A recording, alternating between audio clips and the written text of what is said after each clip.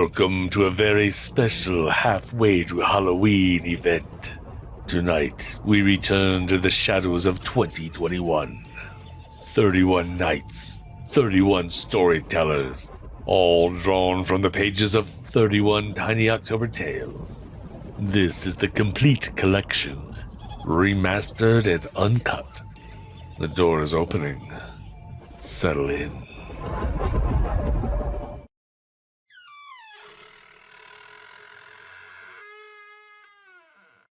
October 1st, the ritual. Upstairs, the kitchen still smelled faintly of apple crisp and pumpkin pie. The parlor, decked out in black and orange streamers, cardboard skeletons, and motion-activated ghouls, was silent and empty now. In the powder room, still ornamented with soaps shaped like bats and hand towels bearing embroidered witches, its blue nightlight glowing like a suburban will-o'-the-wisp, a dripping faucet provided the only motion and sound. Jack-o'-lanterns sat on tables positioned by windowsills, their carved features yawning hollows devoid of internal light. Everything was dark. Everything was still. Down in the basement, things were more lively. Horror movies and candy wrappers lay scattered on the floor in front of the television, and candles on the coffee table cast shifting atmospheric illumination. It was approaching midnight, and the three girls all felt giddily tired, their nerves gently frayed by the late hour and too much sugar. Their imaginations given greater freedom because Sarah's parents were quite definitely asleep 2 floors above. And this night, unlike so many other nights in their short lives, was theirs to spend how they wished. It was the same old story, though none of them, but one, knew it.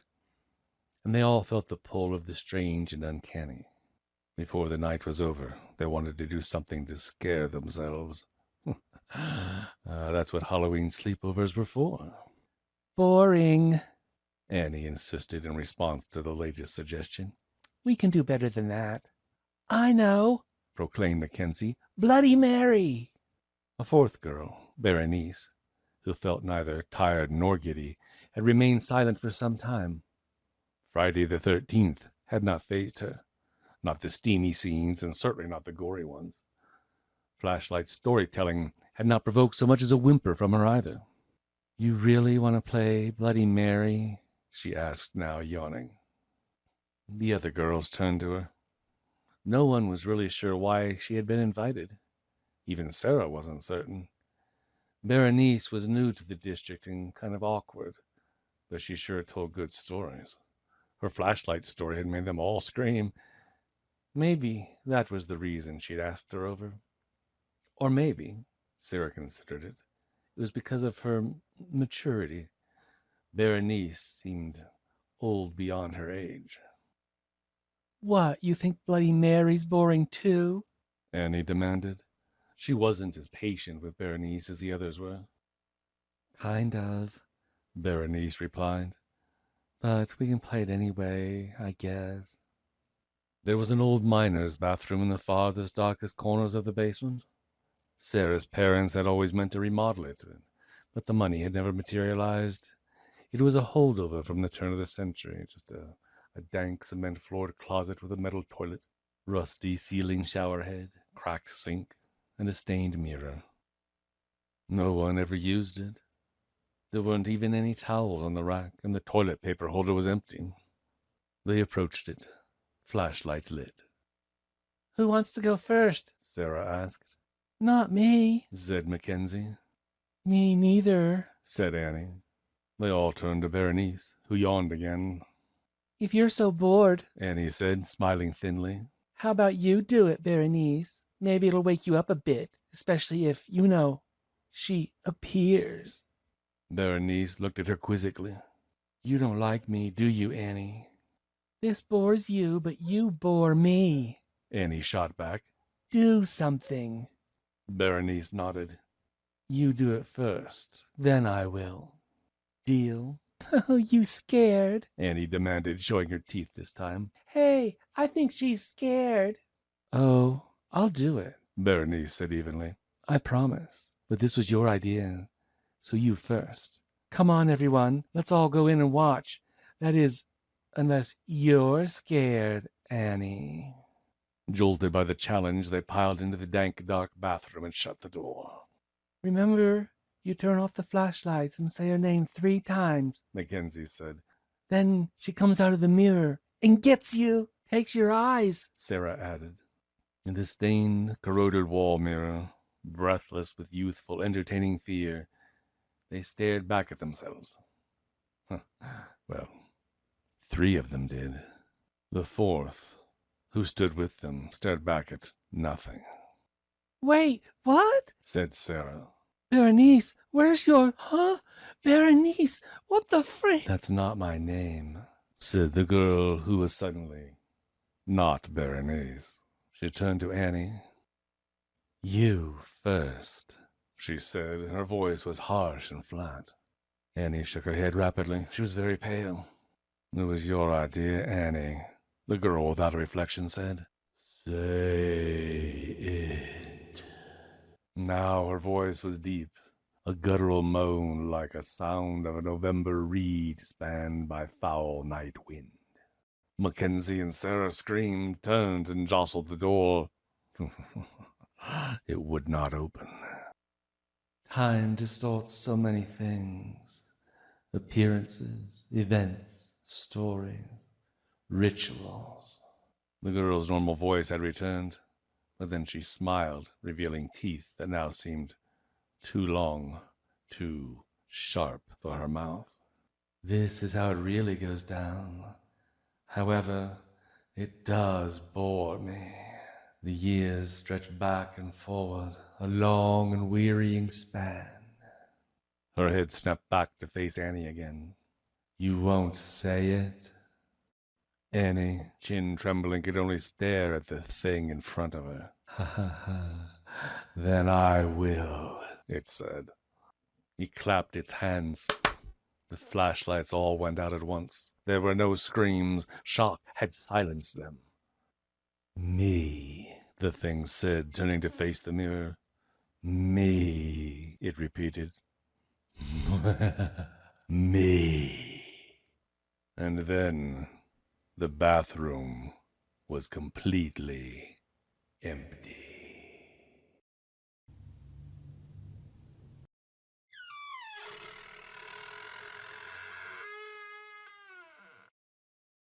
October 2nd. The Belief.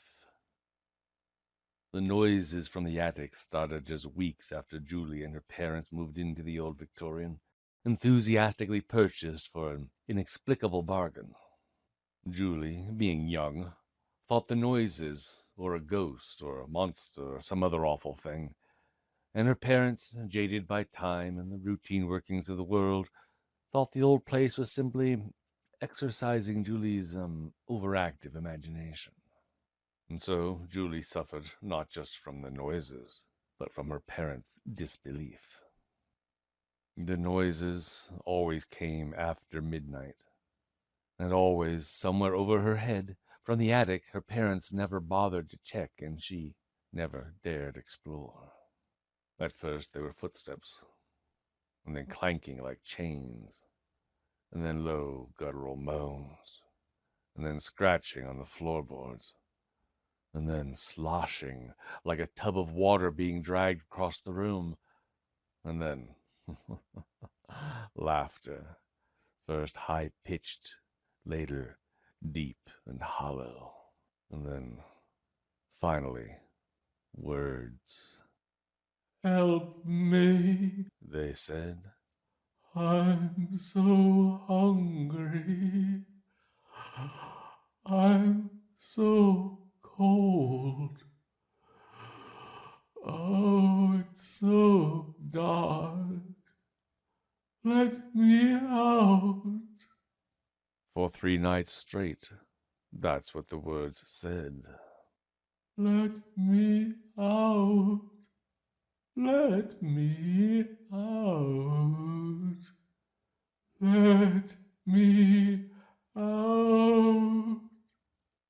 Sleepless, nerves shattered, fed up and terrified, on the 3rd night Julie ran across the hall and shook her parents awake. Oh, you're dreaming, sweetheart. This has got to stop, hon. We have to work in the morning. Go back to bed. Dejected, Julie plodded from the room, and then froze as the voice once again began its endless chant. Let me out. Let me out. Let me out. Fine, Julie thought. I will. She stormed over to the guest room closet and threw it open, pushing aside boxes and piles of clothes. She uncovered the doorway to the attic steps. She unbolted the lock. This will show them, she thought, and threw the door open. 8 days later, after the bodies were released from the morgue, the town hosted its first ever triple funeral.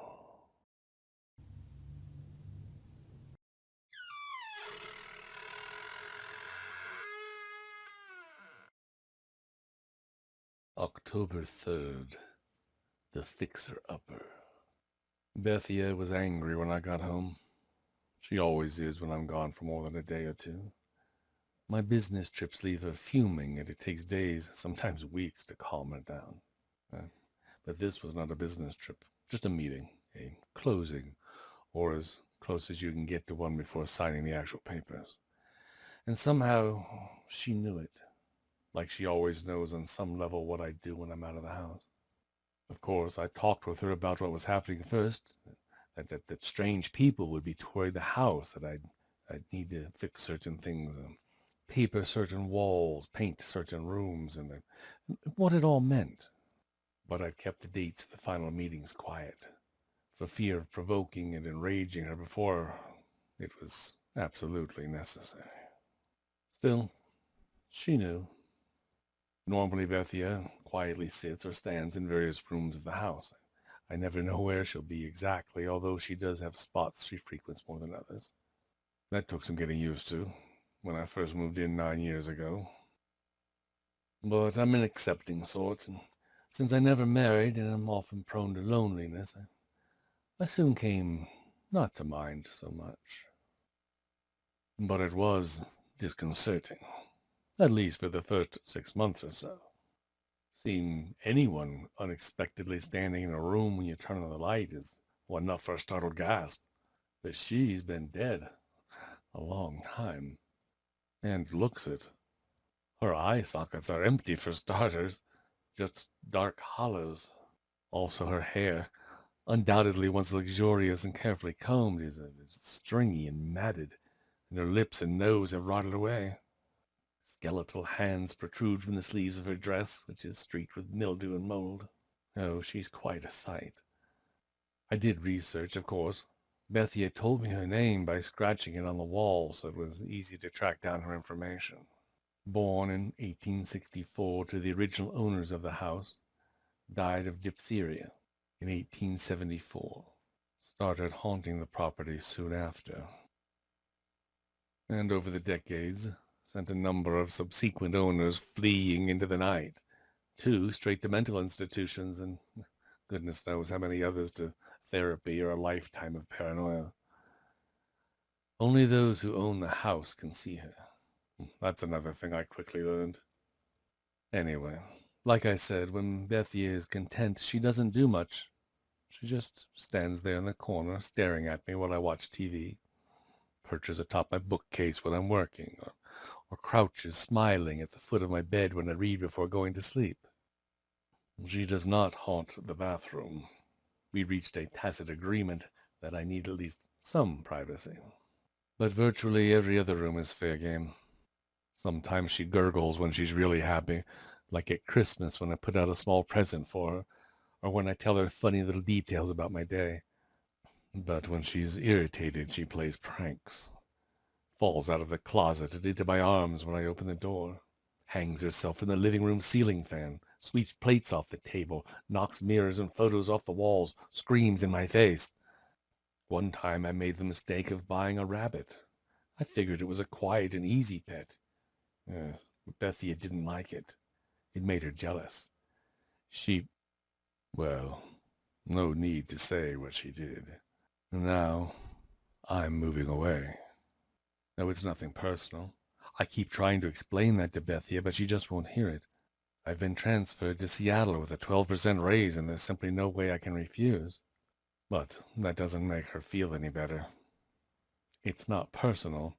It's not a good excuse when a fickle, slightly unhinged ghost child is concerned. I should be all right. She knows me well enough, loves me well enough, so the next few days before I leave for good will doubtless be unpleasant, but survivable. I'll probably be a bag of nerves when I shut the door behind me for the last time, leaving her in the temporary silence and darkness of a temporarily empty house. Yeah, but I'll get over it. With any luck, Bethia will too. Like I said, she is, fickle. Most children are. My hope, my sincere hope, is that Bethia will make friends with the new owners, especially the little girl. Because if Bethia becomes jealous of her instead, the very thought already haunts me far more than Bethia ever has.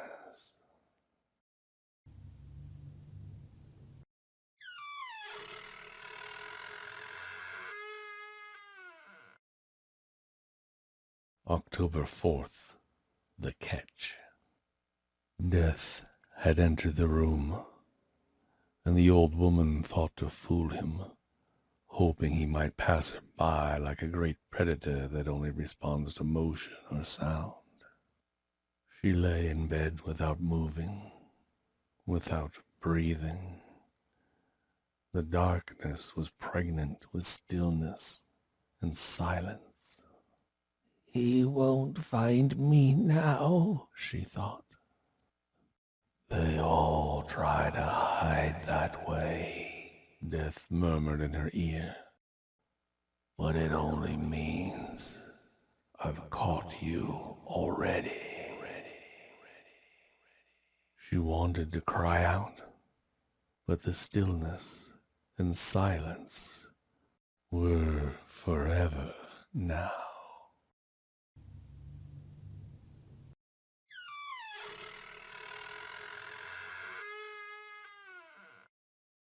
October 5th, the steps.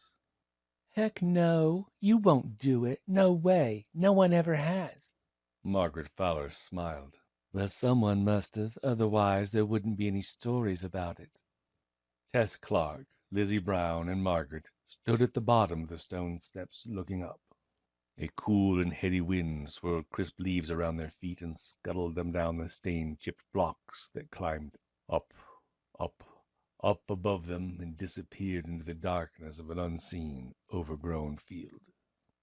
"And what do you think happened to them, huh?" Tess demanded, jerking the leash of her Boston Terrier Sprocket. "It's all made up," Margaret said calmly. "No," Lizzie replied, folding her arms across her chest. "it was just a long, long time ago.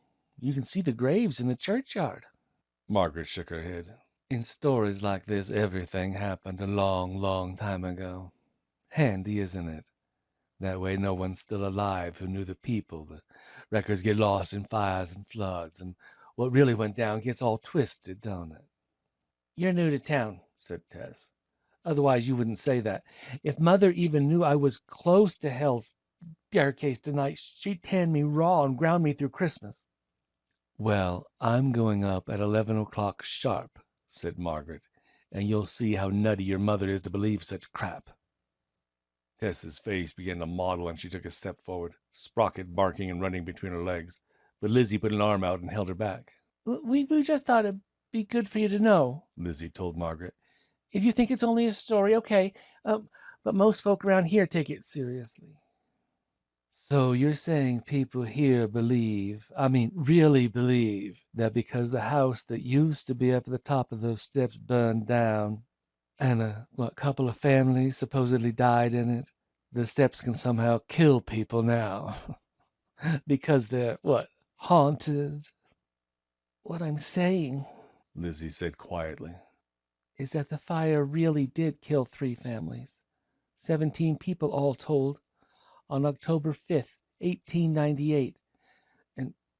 And that ever since then, if you walk up the steps on October 5th between 11 o'clock and midnight, the same date and time as the tragedy, that you'll catch fire and burn too. That's what I'm saying. Oh, Margaret snorted. Well, it's 10:58. In 2 minutes, I'm walking up those steps and proving this whole town wrong. We never should have brought her here, Tess said to Lizzie. This was a big mistake. Let's go. I need to get back. Mother thinks I'm just walking the dog. Lizzie pulled at Margaret's arm. Okay, come on. You win. You're brave. We're full of it. Okay, there you go. Congrats. Come on. Let's go. Margaret pulled away and looked at her watch. 11 o'clock. Here I go. They didn't try to stop her. They just turned away in horror. 1, 2, 3 steps. 5, 8, 10. Oh, Liz, I can't look, Tess sobbed. Don't, said Lizzie. Don't.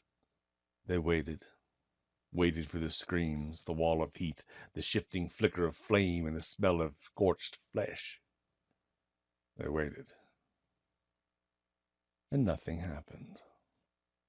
See? Called Margaret at the top of the steps. 13 steps and all still here. No fire, no smoke, nothing. Gingerly, Tess and Lizzie opened their eyes and turned back around. There Margaret stood, untouched, unburnt, grinning widely high above them. She trotted back down the steps and put her hand on her hips. We should have made a bet, she said. Wow, you should have seen yourselves. Sprocket, stop! What are you... Stop! Suddenly frantic, with a quick jerk, Sprocket lunged forward, yanking his leash out of Tess's hand and tearing madly toward the steps. Later, the girls all agreed it was as if a whistle had called him like a siren song. The instant his front paws set foot on the bottom step, a great cloak of smoking flame erupted up his torso and tore across his back. The spectacle lasted less than 30 seconds. On the 7th step, Sprocket collapsed, a seared husk, and moments later nothing was left but ash and bone. Tess crouched on the ground, screaming in horror. Lizzie lay close by, heaving onto the sidewalk. Margaret, still standing beside them, simply stared at the smoldering remains, unblinking, until the smoke irritated her eyes and she shut them tight. As if emerging from a trance, she finally opened them, looked around, spotted Tess and Lizzie, then glanced down at her watch. Oh, I forgot, she said softly. Oh, how could I? It's always 2 minutes fast. I really need to get a new one. It's on my birthday list. I can't believe I forgot. I can't believe it. She bent over Tess and Lizzie. All right, I admit it, she said softly. You were right. But the admission did not seem to comfort either one of them. Ooh, awkward, Margaret thought, and walked quickly away.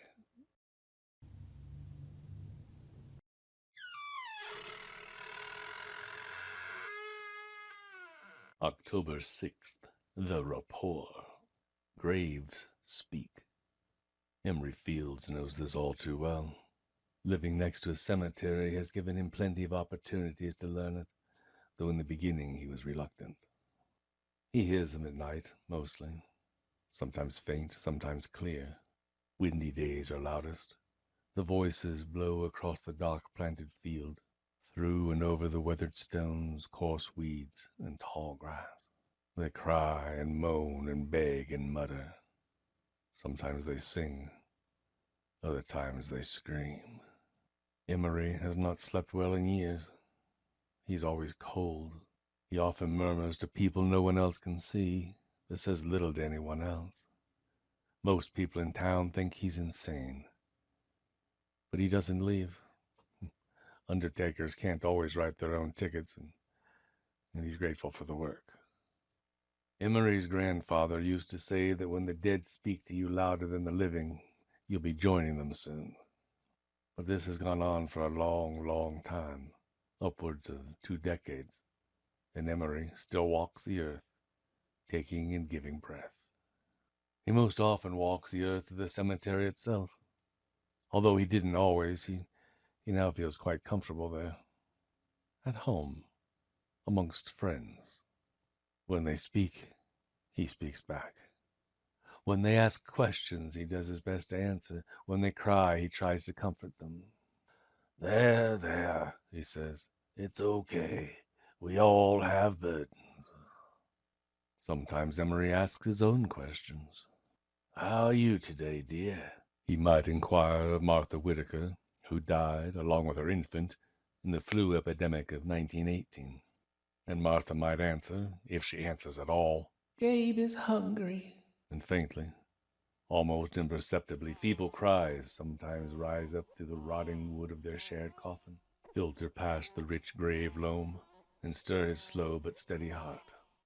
Or he might ask Grover Youngquist, who died of tuberculosis in 1821. What ails you today, Mr. Youngquist? And Grover, a worrier in life and a complainer in death, might answer, I fear winter has once again infiltrated the lead of my coffin.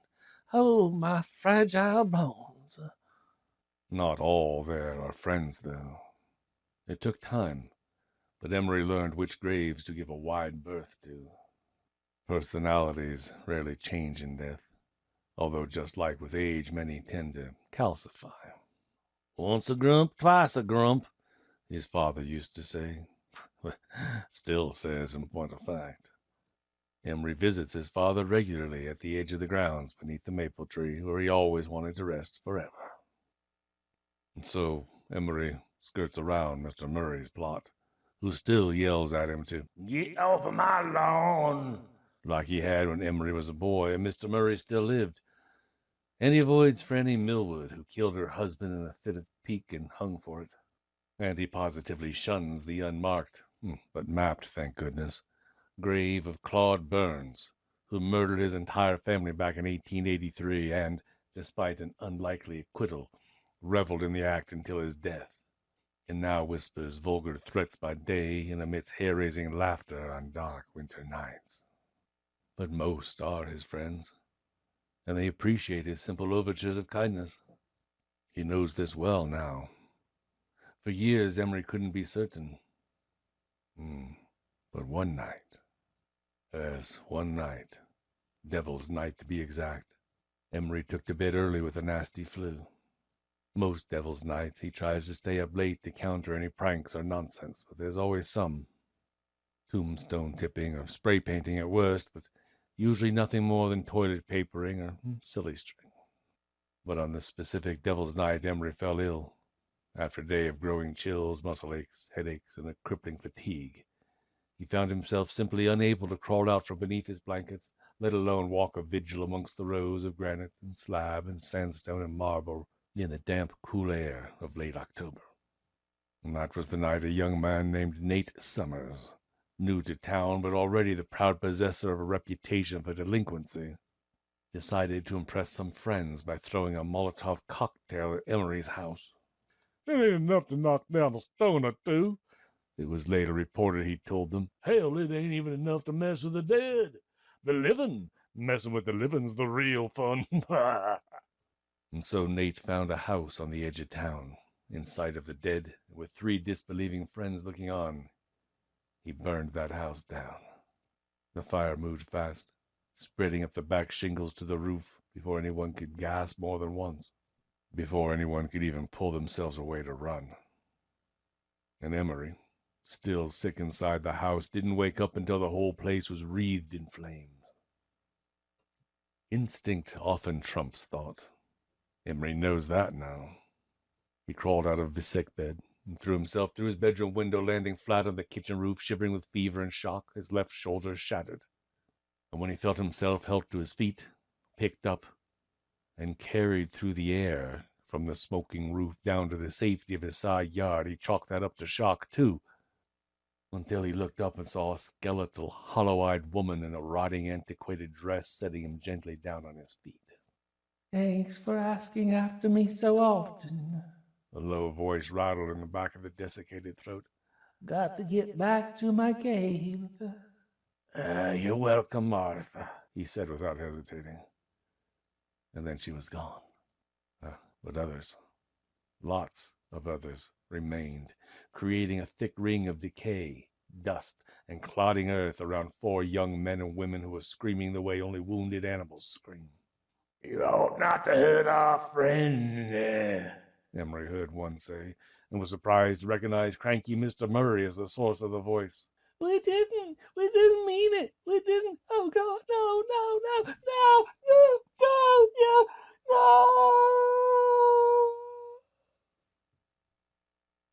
And then Emery passed out. Yes, graves speak. Emery Fields knows this all too well. But he doesn't mind. No, he doesn't mind at all, even though there are now 4 new voices that talk beneath the earth of his cemetery, sharing graves with others much longer dead. They cry mostly. Sometimes they scream and plead. But he doesn't question such things. He merely tends the grounds, grateful for the work and for other things, and sometimes speaks back.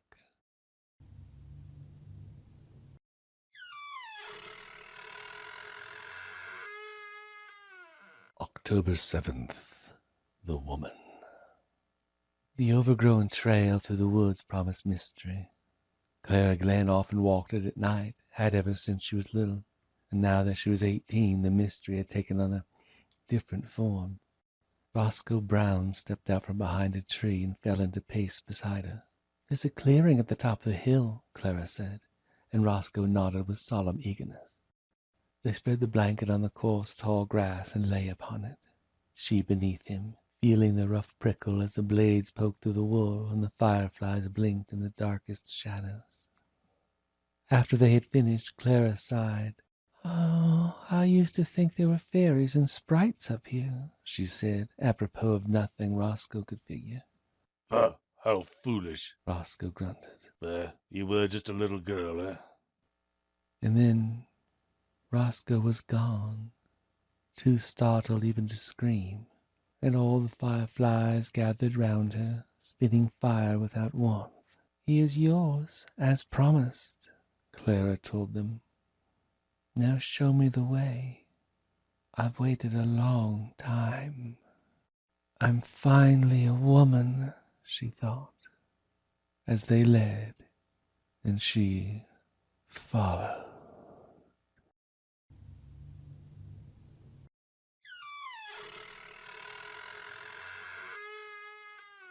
October 8th, The Rendezvous.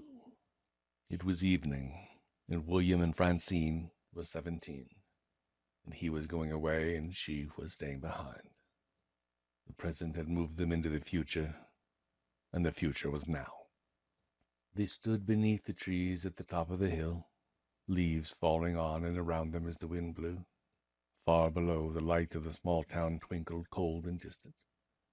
Whatever warmth they promised, chilled by the encroaching dark and the thick of autumn. William looked at Francine. In the glow of the lantern, she appeared pale and tired, almost fragile. He knew the symptoms for what they were, the recognition of a forthcoming loss.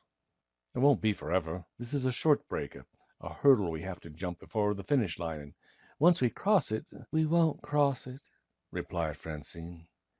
You'll be overseas for 5 years, and I'll be here waiting, and then not waiting anymore. I don't say that. 5 years isn't so long. It's more than a lifetime. He stared at her in silence, frustrated and lost. I put this off until the last minute because, well, I wanted you to enjoy these final weeks, but you must understand what this means. William shook his head, not knowing what else to do or say. You have lived here for 8 months, Francine continued. She took his hand in her quite cold one. Long enough for us to fall in love, not long enough for you to set down any other ties. And now you're going to college, and this town and I will become a sweet memory that becomes fainter with every passing year. And in 10 years, maybe 20, all I'll be is a hazy, bittersweet emotion you feel every time you pass a maple tree at sunset, stand atop a wild hill. No, William said firmly. In 5 years, I'm going to take you away and we can be together forever. I'll come back. You just have to be patient. Oh, I will be patient. Francine said, equally resolved. But you won't come back. William felt tears prick his eyes. Ashamed, he lowered his head, fished in his coat pocket, and pulled out a red velvet box. Francine took it with a trembling hand and opened it.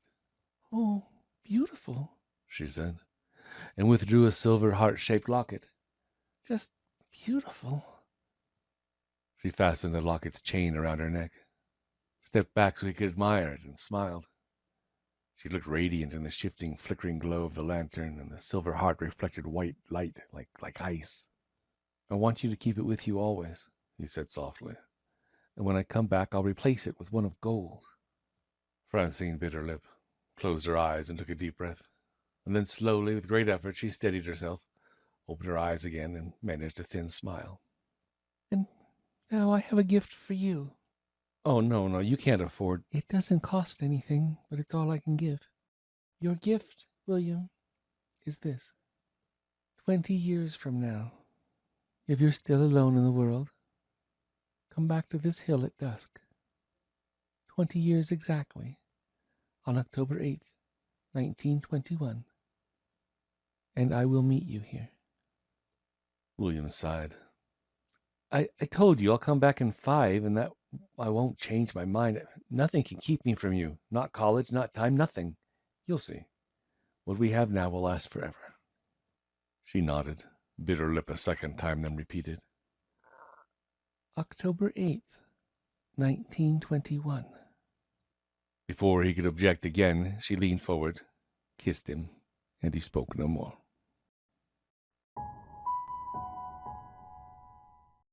It was evening, and William was 37. Annie had returned.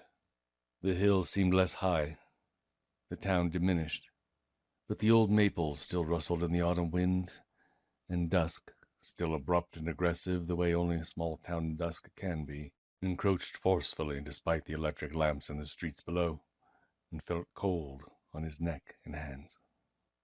20 years had passed in a blink, time flowing like a river toward a destination he could never have foreseen. How pathetic, he reflected bitterly, that once he had thought he could predict its path. She'll have forgotten, he said softly, not liking the broken sound of his own voice. Never the same after the painful events of the previous few years. She'll be married now, have children, probably a cozy cottage on the other end of town, and I'll feel like a lost fool all over again. He sat down on a familiar stump and brushed an orange leaf from his shoulder. Life is strange, he thought. Fickle. All accomplishments tenuous, all positions untenable, and human nature so weak. All I can trust is myself. Not even that, in fact. For over a year he had written to Francine, first twice a week, then once a week, then once every 2 weeks, then once a month. So busy, he thought at the time. She'll understand. She had not written back, of course, because she wasn't good at letter writing, and she'd warned him not to expect it. Her lack of education had always embarrassed her, so she had avoided pen and paper. And then, so gradually he barely noticed, his letters became even more infrequent, and finally stopped altogether. It was difficult writing the silence, and even more difficult when a new woman, educated, passionate, driven, and right in front of him, began to engage his thoughts and whatever free time he had left. Then graduation, marriage, his practice, the affair with his partner's wife, the divorce, the lawsuit, the bankruptcy. All pieces of a puzzle that, once it came together over months and years, looked as dark and chaotic as a storm-tossed sea. And none of those pieces had included Francine. She had slipped into his past just as she had predicted. And he hadn't minded until everything else he thought he loved had been taken away. This was a mistake, he said clearly, tapping his foot. This was a terrible mistake. She would never come. He no longer deserved her, nor a promise kept. And then, shoe in mid-tap, William paused. His foot had come down on something hard and flat. Curious, he knelt down on one knee, flipped open his lighter, and pushed aside some leaves. The tombstone, a long slab, read simply, Francine Myra Gertz, 1884-1901. Consumption claimed our angel. Always in our hearts. The lighter slipped then from William's nerveless hand to clatter shut on the stone, darkness instantly filling the space in its glow. He remembered Francine's pale face, cold hands, and the ennui he thought had been stress, but had apparently been something far, far worse. And he realized all in an instant that Francine had known. No, he breathed. It's not possible. I won't believe it. I can't. Yes, he thought. You must believe it. She knew, and here we are, together again. Shaking his head, William got to his feet and brushed himself off. A shiver snaked through him as he realized just how isolated he was, standing on a deserted hill above a town he now barely knew. All those years ago, why had she wanted him to come back now? To buffer the pain of the loss with time? Of course. Doubtless Francine had not wanted to anchor him here by telling him she was ill, or to throw his formative years off course with news of her death. So selfless, so loving. Yet now, 20 years later, he was standing by a grave at the spot of his most bittersweet memory, more alone now than ever before. Over the years, especially during the recent dark days, it had comforted him somehow to know Francine was living her life hopefully happy, her beauty still gracing this town still home to her beauty. Now even that had been taken away. The desolation was devastating. In the darkness, he reached into his pocket and pulled out a black satin jewelry box. Tears building in his eyes, he opened it, removed an exquisite gold locket, and laid it gently on the grave. "Oh, God," William said. "Francine, I'm here. I kept my promise. Oh, but how I wish you would." He stopped. Something had silenced him. A thin metallic chime. He reached back down, fumbling for the dropped lighter. Suddenly all the shadows around him seemed to shift, to hover, to scrabble and bend. He found the lighter, gripped it tight, knocked back the top, flicked it on, and looked down. A silver locket and chain, very familiar, lay in the center of the slab, reflecting moonlight in a white, shining glimmer. The gold locket was gone. "No," he said. "No, that's not possible. It's not possible. It's not—" A foul wind, a breath, blew in from the surrounding shadows, struck him, and snuffed out the flame. The night encroached once more, seething around him like all the ruinous memories time had allowed him to keep. And perhaps, just perhaps, like one memory more than all the others, a jilted memory that did not want to die. And now a new idea occurred to him that, given life, refused to go away. Francine had known she was dying, yes, but had still wanted him here now. Only not to give him closure. With a tremulous hand, William flicked the lighter once, twice, 3 times until the shaking light steadied. He breathed in, out, in, then held the flame high. His screams woke half the town, but no one ever learned whose they were.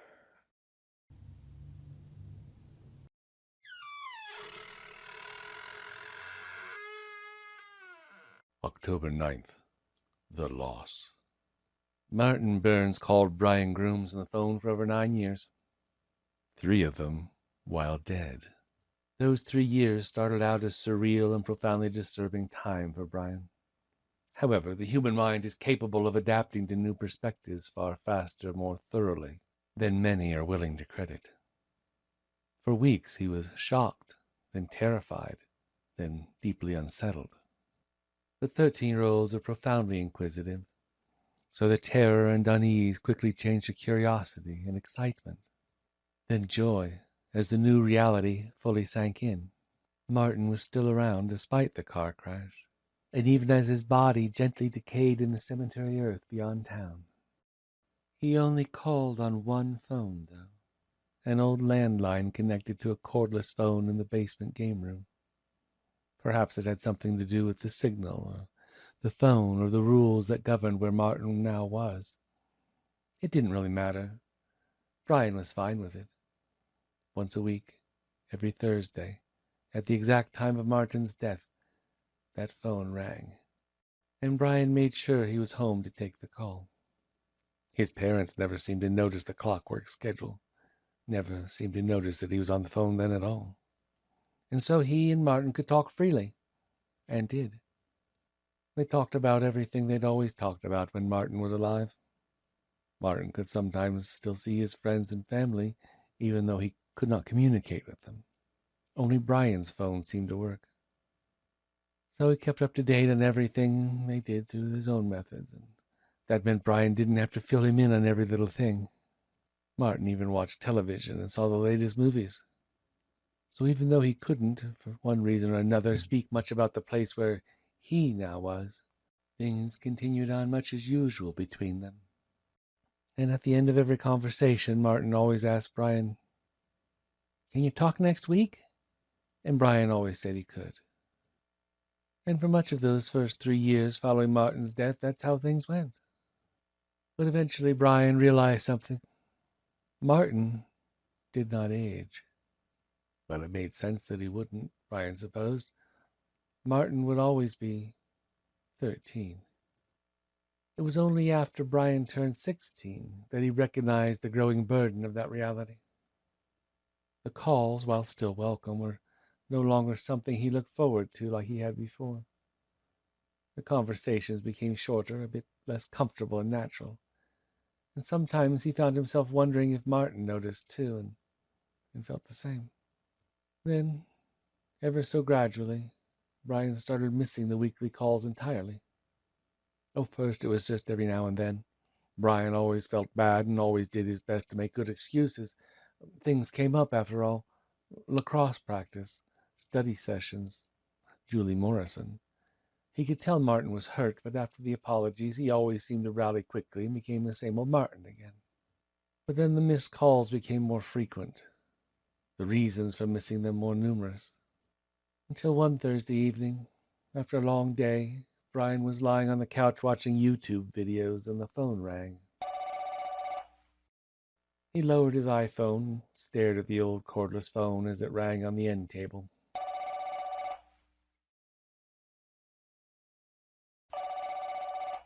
3, 4, 5 times it rang, until it finally stopped, and Brian sighed, thinking he'd have time next week. He was tired. He didn't have anything new to tell Martin. He didn't feel like making conversation. And then the message light lit up. Brian stared at it. Martin never left messages. He set down his iPhone. He leaned over and he hit play. At first there was nothing. Just a mournful static that sounded like wind blowing against windows and over the roofs of houses.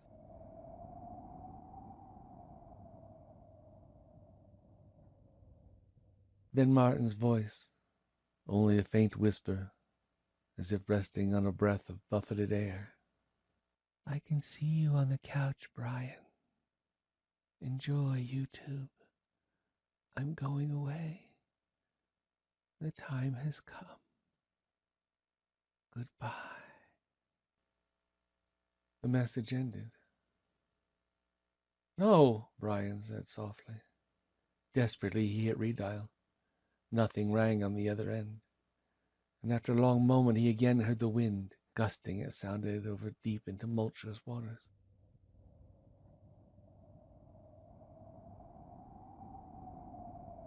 He called out, throwing his voice into the cold, far gloom on the other end of the line, and he imagined the wind whisking the sound away to places beyond his comprehension, pulling his meager pleas to pieces in the darkness of another world. As a small figure walked steadily away from it, now just a tiny shadow among shadows the size of mountains. After several minutes, Brian hung up, eyes bright and red. And for many Thursday evenings that followed, as he waited by the phone that never rang again, he thought to himself, I'm more dead to him than he is to me. I'm more dead to him than he is to me. I'm more dead to him than he is to me.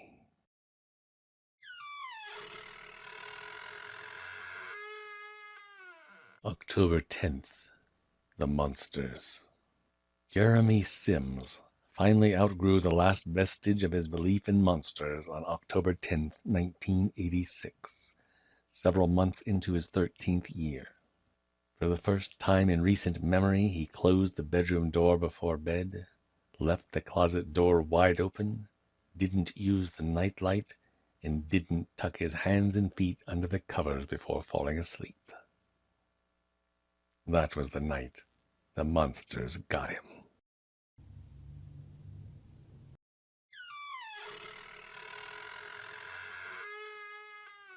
October 11th. The Door. The Burgett house atop the hill beyond the edge of town was the one constant landmark to all who lived near it. By day, the ramshackle Victorian could be seen from any vantage save the hollow behind the train tracks. At night, it loomed like a dark lighthouse, its shadow a shifting beacon drunks used to find their way home from O'Connor's tavern.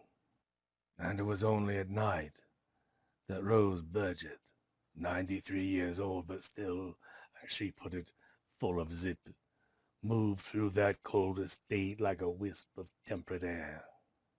Until 1988, Mr. Burgett had been the sentinel who checked things after dark. The locks on the doors, the latches on the windows, and from the dank sub-basement to the creaking attic cupola. Now, 27 years after his death, Rose continued the routine of ingrained habit and a vague sense of duty more than need. No one had ever robbed the place. Strangers, malevolent or otherwise, didn't give it a second thought, and the townspeople wouldn't bother. It was a hassle. She didn't care much about the time and energy involved, but the routine constantly reminded her that ghosts were not only real, but tenacious, and that ruffled her feathers. And now she walked slowly, deliberately up the unvarnished wooden steps to the disused third floor. A warren of storage rooms and closets and crawl spaces that spanned the length of the house without her notice, save for her brief nightly pass. She had removed the light bulbs from that high and empty place years ago, and everything electric but the heat, which was firmly off, was now disconnected. "Well, now," she announced, producing a small flashlight from the pocket of her house dress and flicking it on. "Let's make this quick." Of course, it was always anything but quick. Her locked knee and arthritis-riddled hips ensured that. And today, in particular, the pain had been intense and wearying. But patiently, tenaciously, she hobbled down the long hallway, cane tapping on the bare floorboards and the thin length of patterned carpet, entering musty rooms, checking dirty windows, shutting and latching the doors behind her. Finally, at the end of the hallway, the farthest, most isolated corner of the house, she stopped, turned, and stared at the doorway to a small, drafty room not even used for storage. At one point, it must have been a bedroom, for a rickety wooden bed frame still stood the center of the room. But neither she nor Mr. Burgett had ever boarded company there. Something about it had always felt off. And of course, the door to the room was wide open. Every night for 27 years, she had checked the latch to the room's one small circular window, then shut the door firmly behind her. And then the next night, every night, she would return to find the door wide open once again.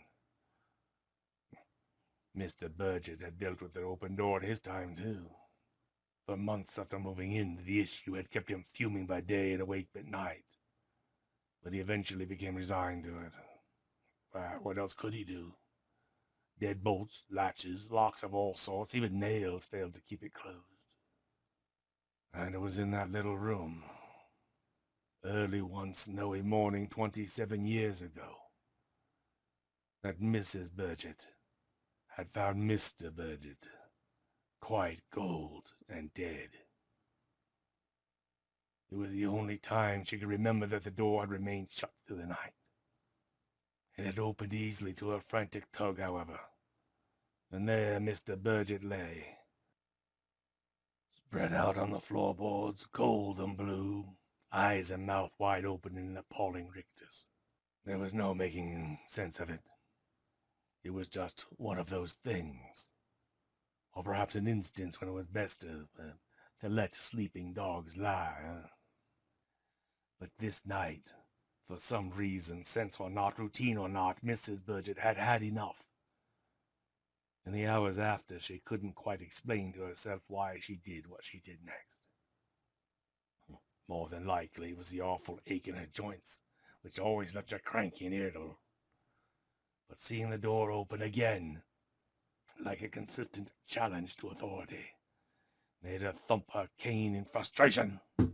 She hobbled into the room, checked the tiny window, then announced, "I'd like to ask one favor. For half a century, my husband and I have tried to keep the door to this room shut.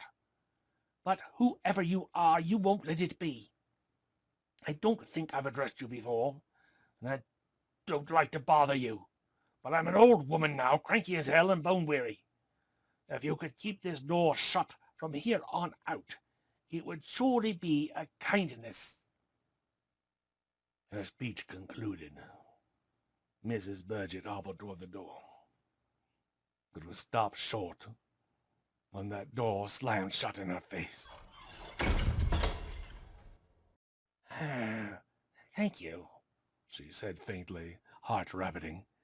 "But I'd like to leave the room first." She tried to turn the knob. It wouldn't budge. 3 hours later, as the battery of her flashlight began to flicker and dim, the cold already settled deeply and permanently in her bones. Mrs. Burgett slid down the wall to sit splayed on the floor. "Well, I guess the moral here is be careful what you ask for," she said softly. "Oh, you just might get it," another voice replied. "Your husband said the same thing."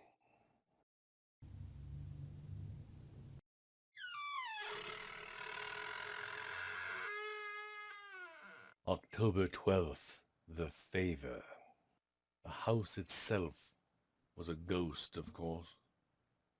Why else would it only appear one night a year, on Halloween, then disappear into ethereal mist and fog, gone for another 364? It was such a huge ghost, such an extraordinary occurrence that it should have been famous the world over. But it remained safely obscure for two reasons. First, it only appeared deep in the wooded hills outside a tiny isolated town, so no casual passerby would ever happen upon it. And second, only children could see it. After their 12th Halloween, it disappeared not only from sight but from mind, forgotten except in the deepest fever dreams of their adulthood. And sometimes, very rarely, in their 30s, 40s, 70s, or 90s, they would see something. An autumn glade buffeted by cool wind, maybe. or hear something. Perhaps the creak of a porch swing left over from summer, or smell something. A backyard bonfire, hot cider and cinnamon, the inside of a jack-o'-lantern lid after the candle had burned out and Halloween was over. And they would feel a sudden ache, a deep yearning, a delicate sense that they were knocking on the door of great and lost memory. And then that feeling would fade, and the door of the memory recede, still firmly locked.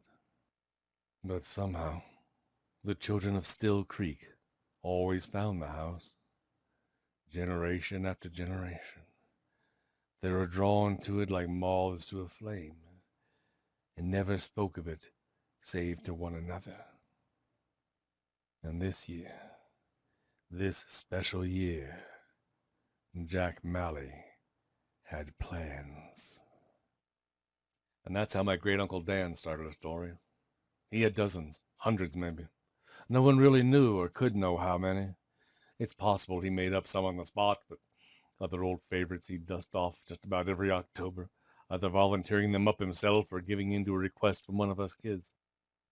Looking at his life without knowing him, you'd never guess he was a born storyteller. He didn't go to college. He worked 45 years as a plumber, and he and Great Aunt Gertie couldn't have children, so he didn't have the practice of some fathers when it came to keeping kids entertained. But none of that means anything when you stop a moment and think it over. Knowing a person's job and family habits only tells you so much. Thing is, Uncle Dan read. His library card was in tatters, and after he died, he left our town library $36,000 for renovations. And though he never wrote his stories down, that's where and how he learned to tell them. I'd say he was as fine and educated a storyteller as anyone some uptight Ivy League school or precious arts college ever let loose a New York City or breadloaf. But he kept those stories for October, and then only for us kids. Every October 1st, he decorated his little house, and from that evening on, after work, he'd sit on the porch swing among his jack-o'-lanterns and tin witches. That meant we could go and see him and sit with him too, and that he was open for business. Not just us nephews and nieces, but all the town kids. Sometimes there'd be just 3 or 4 of us. Sometimes, mostly later in the month, there'd be over a dozen. It's just what we did. None of us ever got self-conscious about it, though every year some older kids would drift away. My dad said most went missing from the porch for a couple of decades and then came back to the folds with kids of their own. That's what Uncle Dan meant.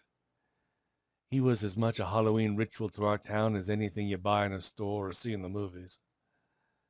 And then one day, Dad got a call from Aunt Gertie. 2 weeks later, Uncle Dan was dead. Well, lots of people visited him during the 2-week period before he passed, but not many kids. He didn't take it personal. Said it was because they saw him as a part of Halloween. And here he was, sick in April and stuck in a shared hospital room, not on his porch with leaves falling, wood smoke in the air. He said that was good and right. A person should be remembered on his good days, doing what made him happy. I was 12, and I was squeamish about hospitals and illness and death. But I was one of the few kids who went to see him. Fact is, I went every day. He had lung cancer. So long undiagnosed, there wasn't anything anyone could do. And hardly any time left to let it sink in for everyone. And yes, he had some bad days during those last weeks when the pain and the reality got to him so he couldn't hide his distress. But like he said, those should be forgotten in the favor of the good. And there were some good days then, too, in spite of everything. And on the very last one of those good days, when he was alert and in command, though plenty weak, he patted my hand. I remember how cold his was. He said, "I wish it was October so I could tell you a story." "Just rest, Uncle Dan." "That's what my mom told me to tell him if he tried talking too much." "Nah, He shook his head. "Dying is boring. Talking keeps it fun." "I wish it was October so you could tell me a story too," I said. "Huh? Yeah, you kids always liked them. That made me so happy." "Well, they made us happy." He shrugged. The paper hospital gown crinkled. "You know something I realized about stories, kiddo?" What? He gestured me in closer, and I leaned in. While I live, I am me, and the words are the story. And after you die? I asked it directly, tactlessly, the way children often do. He smiled. Oh, now, that's where it gets interesting. He coughed harshly and cleared his throat. After I die, I become the story, and the words become me. He didn't give me time to respond. Over the years, every time I went for a walk in town, every time I looked, I saw my children. And right now, you're the only one of them here. How fortuitous. You always listen so well. I loved watching your reactions. So I have a favor to ask you, kiddo. I hope it's not too much. I was 12 years old, scared and sad that a life was coming to an end right there in front of me. What favor could I ever do for him? But I nodded, and he said, I'm about to become all that I leave behind. Take good care of me. And that was all. And now, 30 years later, a handful of Uncle Dan's stories remain, given life by my words. Sometimes I tell them in the library story hours. Others at scout meetings or classroom assemblies. I told one to my own children just last night in the glow and scent of a wind-whipped October evening campfire. The words and the fire, tiny, comforting lights in a sea of fearsome darkness. In fact, the story I told them last night was the one I began this little remembrance with. You want to know how it ends? And so, that night, Jack Malley remained at the haunted house. Even after all his other friends left. Even after it disappeared with the dawn for another year. And he was never found or seen in town again. And his friends, now too old, forgot all about the house and couldn't remember what had happened to him. Had he moved away? But other, younger children still saw him, all down the years, one day a year when they went to the house like generations of children before them. And there he took them inside, and he and all the other children who lived in the numberless rooms out of time showed the visitors all of its mysteries and wonders and ancient secret magics. But once in a while, his old friends would see something. An autumn glade buffeted by a cool wind, maybe. Or hear something. Perhaps the creak of a porch swing left over from summer. Or smell something. A backyard bonfire, hot cider and cinnamon. The inside of a jack-o'-lantern lid after the candle had burned out and Halloween was over. And they would feel a sudden ache, a deep yearning, a delicate sense that they were knocking on the door of a great and lost memory. That in some profound way, in avenues of thought deeper than remembrances, they would think of Jack.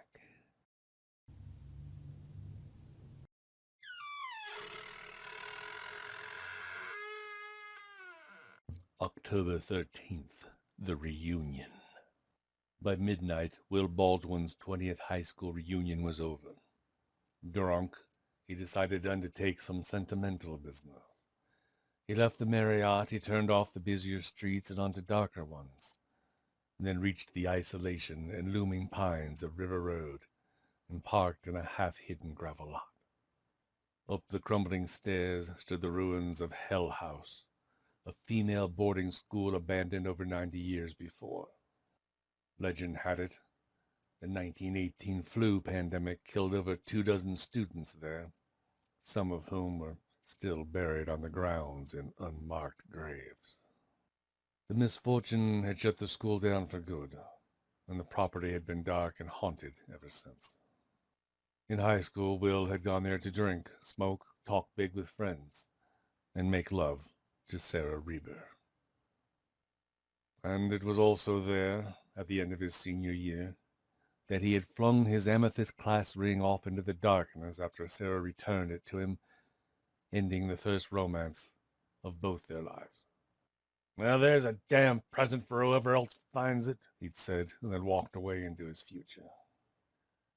Now Sarah was married with children. Someone else's, of course. And so was he. They had become strangers to one another. But in quiet places where little ever changed, Will felt close to the past. So seeing Sarah again after 20 years had sent him here, where cold winds still blew through the same ancient boughs and time felt thin. He stood by the car, swaying, then activated his phone light and stumbled across the lot, up the broken stone steps and onto the overgrown front lawn. Ahead, the 4-story bulk of Hell House loomed against the moon. "Stupid," he said after a long moment, staggered by loneliness. "Never should have done this. The past is buried." He turned to go, cutting toward a clearer path in the tall grass, then stepped into an open space, flailed his arms wildly, and landed hard in cold mud. Sinkholes, he thought. Yes, the area was full of them. Every time storms hit, more opened up. Nothing broken. He got to his feet, felt the cool bank of earth surrounding him, then activated the light on his phone again.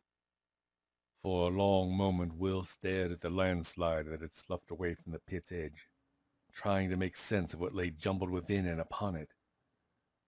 Skeletons, he finally told himself. They're skeletons. So the legend was true. Will did not scream or yelp. Gaping skulls and dirt-stained bones couldn't frighten a pragmatist like him. And then the light picked up a glint. Just a brief hint of shining reflection. He leaned in. He could not, at first, comprehend what he was looking at. Seeing something familiar in a strange place often has that effect on people. It disassociates, at least temporarily. And Will's disassociation was profound. Then he did comprehend it. Things clicked back into place. His mind accepted what he saw as reality, and he remembered to breathe. But if comprehension came, understanding did not. Only possibilities. All of them appalling. So he started to move. Away from the run of dirt, away from the dead girls in their tattered dresses. First he stepped calmly. But then, clawing his way up the steep bank, the panic set in. It crashed down upon him like a drowning tide and didn't let up until half an hour later when he was back in the Marriott's bar slamming down drinks. "The past is buried. The past is buried," he kept repeating. During his fearful run, during his drive back to the hotel, during the wait for his drink. And only as he drank did he realize what he was saying and stop saying it. But even then he knew it wasn't true. Saying it did not blot out the memory of seeing his mud-encrusted high school class ring, its amethyst stone glinting in the light of his phone, on the skeletal finger of a nameless, forgotten girl, dead far longer than he had been alive.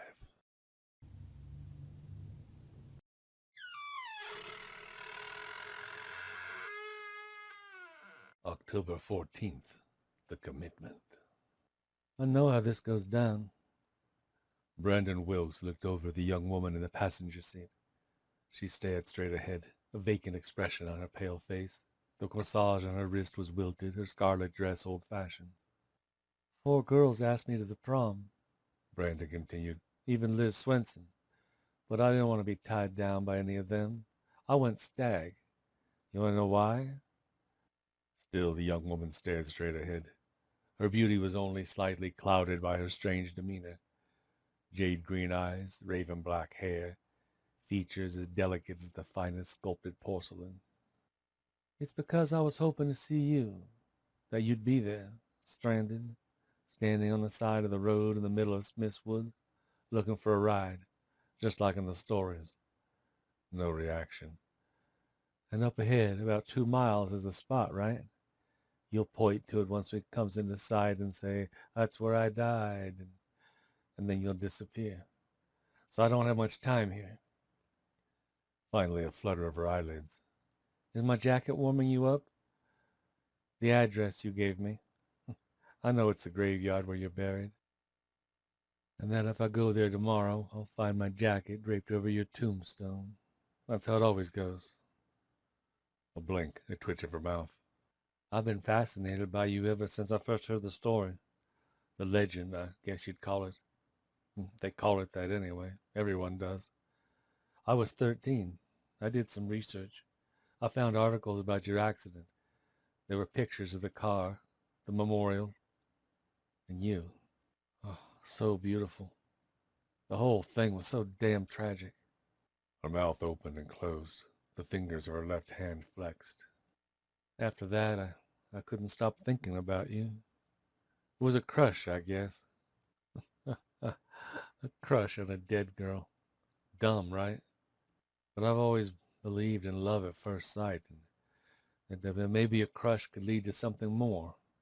I mean, call me corny, but it's true. So when senior year finally arrived and raced along and prom came up, I thought to myself, why not? What could it hurt? If nothing happened, and if you didn't show, then I'd just drive on to one of the after parties, no big deal. But if you did, well, then I could finally see you in person and tell you all this, and maybe... She turned to him. Maybe what? The voice, just like when he pulled up beside her and she'd asked for a ride, was little more than a wisp of vibrating air, ethereal, an echo. He shrugged. I guess I don't really know. Walk with you, kiss you, anything we can or want to do before you have to go away. It must be so lonely where you are. And I've always been kind of lonely too. Popular, yeah, but it's always been hard to connect. No one ever has really gotten me. Lonely, yes, so lonely. She leaned in close. Brandon slowed the car. The night outside was dense and thick. Are you sure? He nodded. I believe in love at first sight, too. His lips touched hers, a warm, soft fit. And then a thrill of ice raged into him, running rampant through his veins, his arteries, his nerves and muscles and bones. His foot jolted, pushed down on the gas, and stayed down. The car roared forward. The road curved, but the car continued straight, careening into a copse of trees, slamming against the trunk of a pine and exploding in a thunderous blast of noise and flame. He woke up in a dark, tight place. I also believe love is eternal. The rotting thing on top of him whispered into his charred ear. Do you?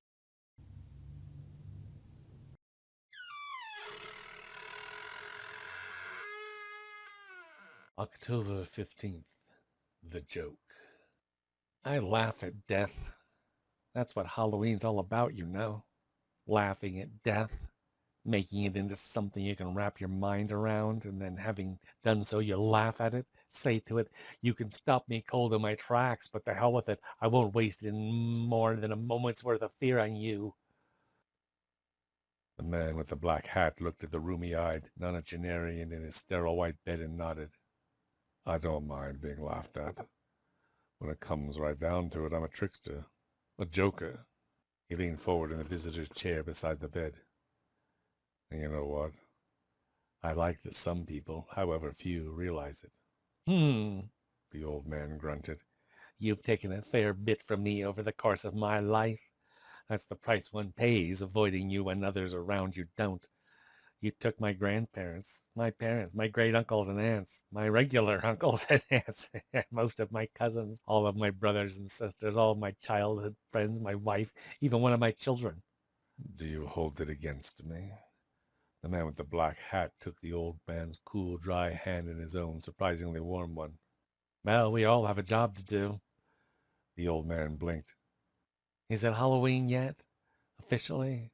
I've been counting down the hours. It is. Outside, all around town, children are celebrating darkness and in darkness, and that's dandy. Whatever allows them to face me better is a blessing in disguise. It all helps, even if they don't know it. Every ghost and skeleton costume is a lesson. Every jack-o'-lantern ever lit is a marker on the path. What path? The path to me, said Death. Now the big question. Are you ready? The old man smiled. Ready when you are. Then stand up and come with me. The old man, who hadn't stood in 18 months, threw back the crisp starched sheet, flung his legs over the side of the bed, felt the cool floor beneath his feet, and stood. So, how should we celebrate Halloween? He asked. That's entirely up to you, said Death, removing his black hat and tipping it at the old man. Which do you want? A trick or a treat? The way I see it, one's the same as the other. Then let's go get them both. Dark neighborhoods await. The holiday has just begun. Lead the way? After you. The old man led the way. Halfway down the hospital stairs, he started snorting. Then, failing to hold it in, he let loose the full, deep-belly laughter that had been aching to come out.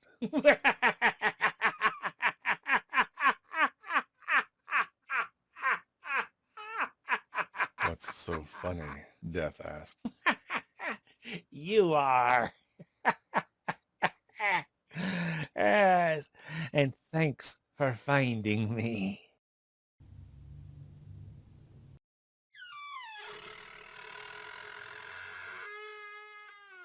October 16th. The Face. Young Gerald had been working on the jack-o'-lantern all afternoon. He wanted it to look just right. His mother came out of the house to check on its progress. Good heavens, Gerald. That's quite a face you've carved there. He nodded distractedly, still immersed in his work. It's a bit, well, morbid, don't you think? He nodded again. Yep. Sunken cheeks and, oh, that mouth. Is it screaming? Kind of. He flicked off a thin cut of pumpkin skin. The eyes are so big. Ain't got no eyeballs, he explained. Oh, like a skull. Getting there. Rotting, I guess. Gerald's mother blinked. Gerald, it's really very good. Thanks, Mom. But wherever did you come up with it? Some website or other? He shook his head. Nope. Came to me in a dream. Care to share it with me? I don't think you'd like it, Mom. Oh, try me, kiddo. Gerald put down the carving knife. I dreamed it was 27 years later, and I came home to visit because you hadn't been answering your phone, and I found you dead on the floor. You'd been there a good few days, I guess. His mother swallowed hard. You dreamed that? Yep. The color drained from his mother's face. Gerald's dreams had a habit of coming true. And that means this is what you looked like, Mom, when I found you. He noticed she was swaying slightly. Oh, Mom, I said you wouldn't like it. But why? Why would you make a jack-o'-lantern of it? Because I want what your face looked like out of my head, Mom. You told me if you want to get a song unstuck from your head, just sing it out loud. So I carved this to get rid of the memory. That's all. I bet it works, too. Oh, yes. Yes, of course it will, Gerald, she said, still staring fixedly at her own ghastly face. That's a good idea. Now how, she wondered, would she ever forget it?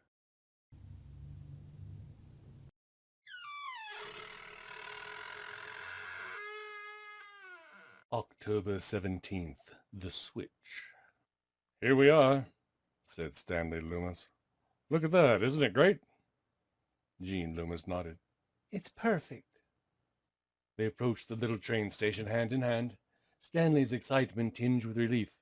This had been his idea, and it looked like it was going to be a winner. The night was crisp, leaves fell like rain, the sky was active, blustery, and lightly spotted with fast-moving clouds that passed across the moon and roiled beneath the cold stars. And behind the station, the train. A restored 1953 RDC, a Bud Rail diesel car. All polished chrome, shot-welded steel, hissing pipes, 4 cars and a caboose, paper skeletons and rubber bats hanging inside, each car lit with different colored bulbs. Jean put her arm around Stanley. A Halloween party on a vintage train, 10 miles out in the country and back. Honestly, this couldn't get any better. And did you see the restaurants on Main Street when we drove past? We'll have to choose one for dinner after. Maybe with dim lights and a cheery fire in the fireplace. The door to the train station creaked as they entered. An elderly attendant gave them their orange and black tickets with a flourish. Well, just you two tonight? No children? Nope, just us, Stanley said. The attendant paused a moment, seemed about to say something, then nodded. Well, enjoy. Children? Jean said once they were back outside. Didn't you say this was for everyone? Well, that's what I thought, Stanley said. The website didn't say it wasn't. But his assumption was quickly proven wrong. By the time the conductor came out and started collecting tickets, they were surrounded by children. And save for a few parents chaperoning the littlest, no other adults at all. I thought they'd have wine and food, Stanley said, sighing. I thought... It's okay, hon, Jean said. We can still get in the spirit. It'll be fun. A vintage train, a cold October night. I guess, he muttered, and they boarded. They sat down on green velvet. Children piled in around them, shrieking and laughing, ghosts and pirates and devils and mummies and SpongeBobs and Pokemons and Minecraft characters. Luke Skywalkers and Kylo Rens and Iron Mans and Wonder Womans and Frozen princesses. Inside, the decorations seemed garish and juvenile, the lights more abrasive than atmospheric. This doesn't look good, said Stanley. This doesn't look good at all. A small Batman overheard him and frowned. Shh, they'll hear, said Jean. I agree, but talk softer, Stanley. Brake valves hissed, the car jolted, the train began to move.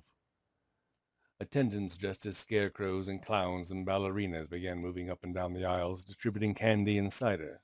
The Monster Mash began to play. Children shrieked and laughed. None of the attendants offered them any candy or cider. They all seemed to look through Stanley and Jean as if they weren't even there. Did you notice that? Jean asked as the clown with the cider disappeared into another car. I mean, he at least could have asked. Yes, we did pay, after all, said Stanley. He caught 2 other children looking at him sternly, but chose to ignore them. Just awful, he added. Shh, said Jean. The train moved steadily into the inky night, past old mills and factories, and then out into the greater darkness of trees and fields and steep embankments of rock.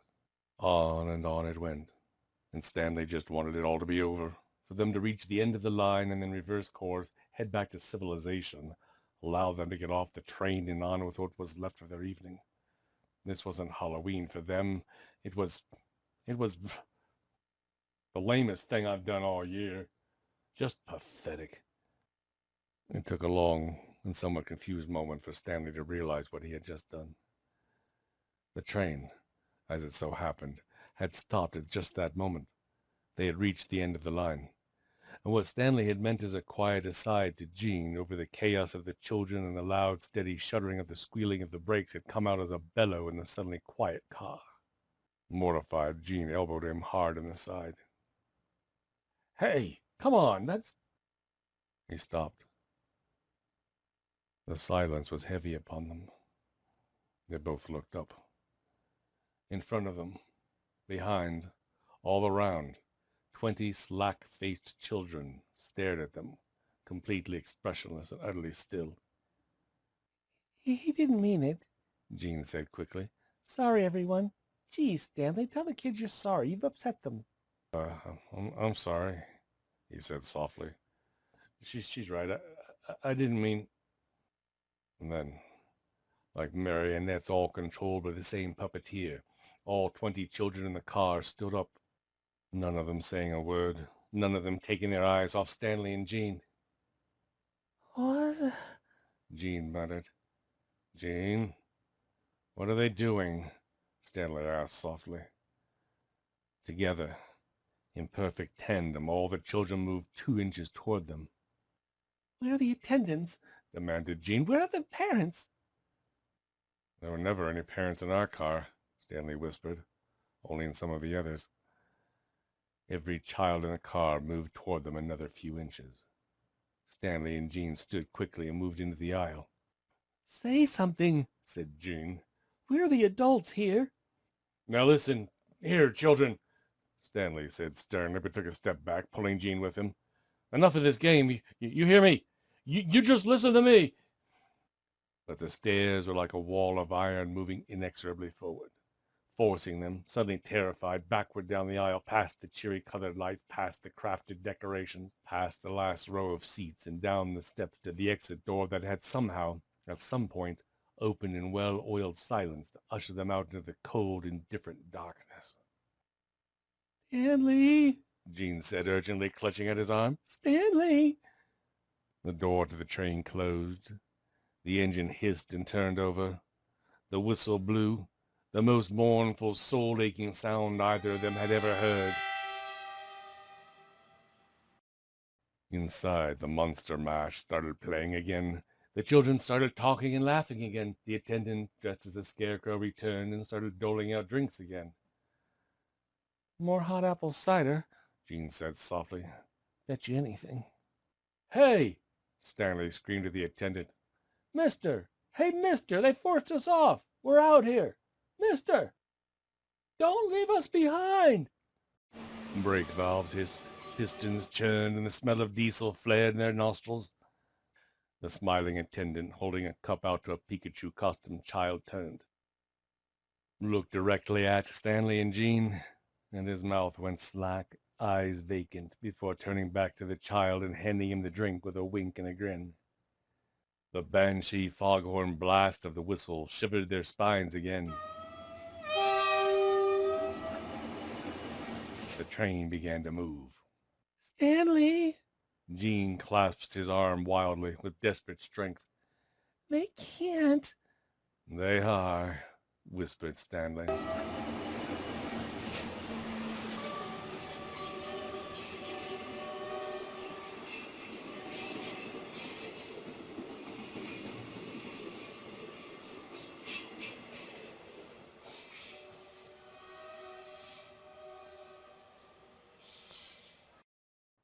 They stood in the dark clearing by the 2 blinking lights that marked the end of the line.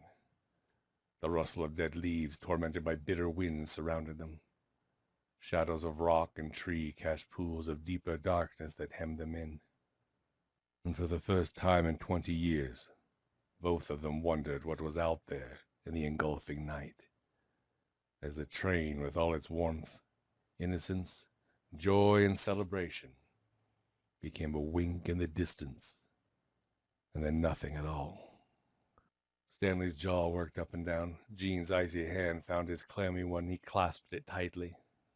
We'd better start walking, she said. Their hesitant, faltering steps echoed in the cold blackness, and even though they could follow the track, the way now seemed uncertain, the night dangerous, their destination unknown.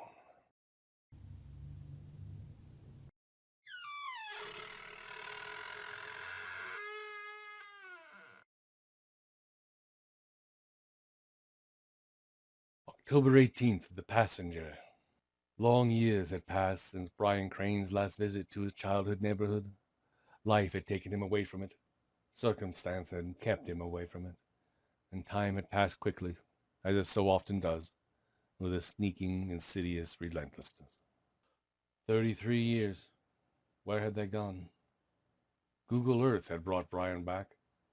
He'd been tinkering with it in a technology seminar, and before he knew it was searching out all the places of his youth that he could remember, finishing with his long-ago home. And there it was, the little brick and slat house. Slats now blue instead of white, shutters now white instead of blue.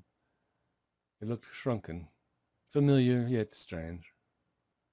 There had been paths behind the house, dirt trails cutting through half-wild woods and over streams, down ravines, across glades. The edge of the neighborhood had been a place of mystery, untouched save by children.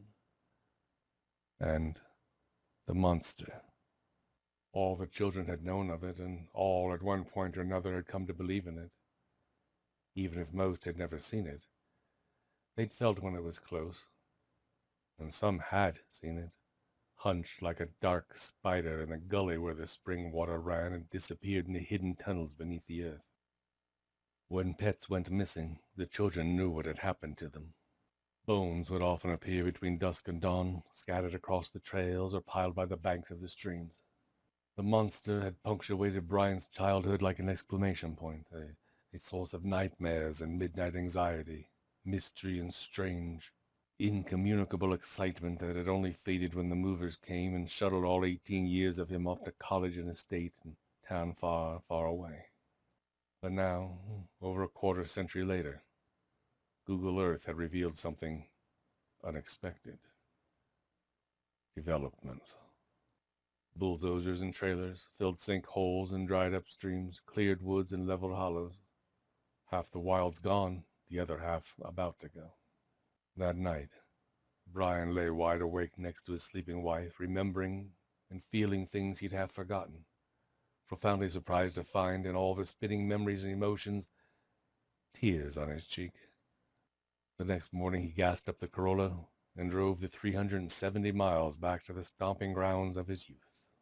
And before he knew it, in the cool afternoon of a late October day, Brian found himself standing by a slapdash fence of yellow cordoning tape and reflective sawhorses, staring down what remained of one of the innumerable forest paths forged by children long, long ago. Seeing it, Brian experienced an odd sense of disassociation, of blending, as the present overlaid the past, and his sense of the place adapted to how it looked now. The trees less dense and looming, the path less worn and more overgrown. Kids don't go outside anymore, he thought grimly, unless for organized sports. And all that remained, hemmed in by the machines that would destroy it, as they had everything else. Breaking into a trot, Brian awkwardly vaulted the makeshift barrier. You're not 17 anymore, he thought, coming down hard and grunting. But setting foot on the gently rutted dirt lane, Brian suddenly felt even younger than that. You're still here, he murmured softly. I can feel you. All the old thrill, all the fright and dread and excitement and curiosity came rushing back, and he paused a moment to collect himself. Then he walked on, deeper into the heart of the neighborhood wilds. But now everything was marked off by red flags on wires, chalk X's slashed on boulders, and orange ribbons tied around trunks. Empty cans of Red Bull and Gatorade were strewn about, punctuated by crumpled packs of cigarettes. The old feelings wilted and faded, relegated to distant echoes of their former selves. Brian hoped he was in time. The gully, when Brian reached it, wasn't as dark or deep as he remembered. Several trees had fallen, taking their shadows with them, and silt had built up on the bank of the spring's path. And the spring water itself, running down into the cave to travel on beneath the ground, was now just a torpid trickle. He tossed aside the 2 orange cones on either side of the cave's entrance, an intrusion that in his childhood would have outraged him. But now he just felt sad. The addition was a loss. Knees popping, he knelt beside the dank hole, little more than a dark fissure in the rock. You used to scare me, he said softly. I had nightmares thanks to you. You were a dark star in the night skies of my childhood. He paused, rubbing his temples. I missed the mystery, he went on. It was worth the fear. Sometime over the years, everything became normal. Predictable. I hardly even noticed when it happened. Isn't that sad? It was probably around the time I decided you were only a figment of our collective imaginations, and I can't remember when that was either. A sudden gust of cold air, rank and moist, issued from the cave's mouth and passed across Brian's face. But now I think, hope, you weren't. And if you are real, staying here much longer will destroy you. So, here's my offer. I'm parked at the end of the main trail, and my trunk is unlocked. For the next 2 hours, I'll take a walk around the old neighborhood. By the time I return, it'll be dusk, almost dark. I'll get in my car and drive home. It's a long drive. I won't get there until deep in the middle of the night. But before then, in the thick woods just a few miles from my house, where streams flow through hollows and almost no one knows, I'll stop, I'll pop the trunk and rest my eyes for a few minutes. And then I'll leave. He paused, waiting. The gust of that clammy air breathed out again, causing the follicles on his arms to rise and the back of his neck to ice. That's my offer. Now I'm off to take my walk. Later, on the drive home, Brian sipped a large coffee, but more out of habit than a need to stay alert. The thumping and scratching and scrabbling in the trunk was more than enough to keep him wakeful.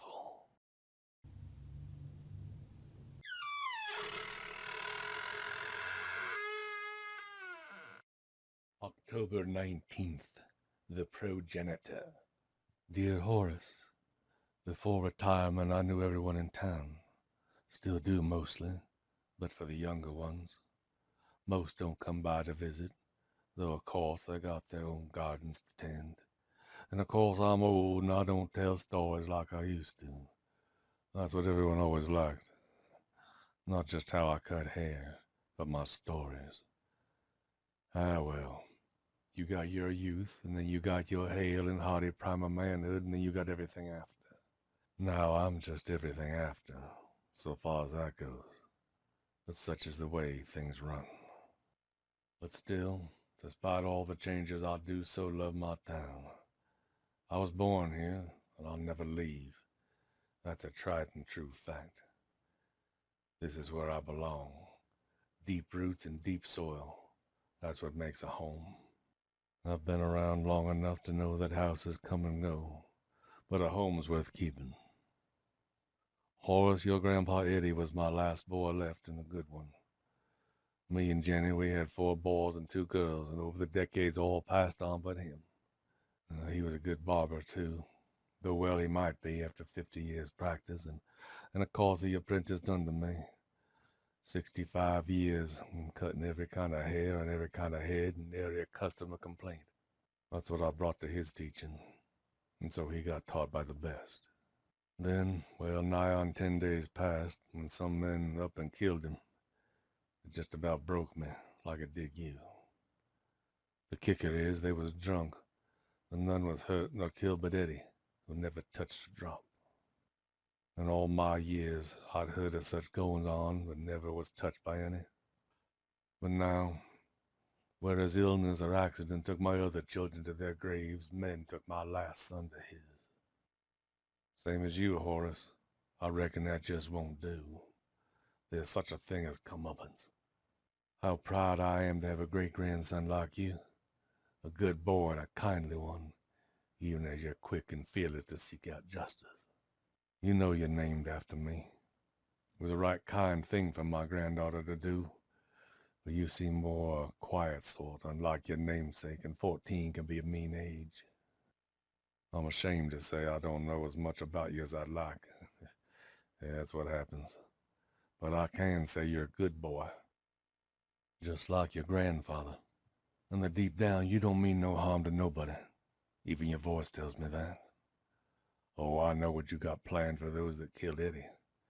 I know you oiled your rifle. I know you found where they live. I wasn't trying to eavesdrop, but there wasn't much I could do not to.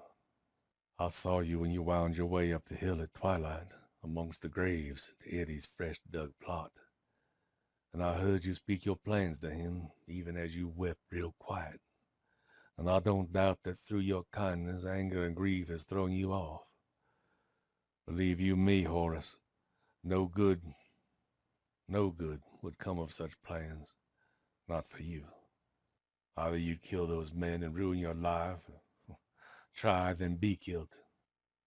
And neither will do, not for my great-grandson, not for my namesake. Oh yeah, I heard and saw it all, Horace. Of course I did. What with Eddie's grave right next to mine. Well, I'm a tired old man, and moving ain't something I do near as fast as I used to. More often than not, I just doze, sleep deep, and in my slumber running far places you couldn't know. But after eavesdropping on you, I thought real hard, and over the next week I made my plans. And so here I am. I got one final story to tell. It's about an old man who never got to do anything for his great-grandson, so is finally going to change that. Give him a gift, as it were. Horace, you still got your whole life ahead, and I won't have you haunted through all the years by something you're not born to do. My life? Well, that ended long ago. I can't be haunted, but I sure can haunt. I'm a bit rusty when it comes to walking. Same goes for writing, as this bit of scribble shows, and I don't look so good neither, to be fully truthful. But I get along. Speaking of rusty, so's my straight razor.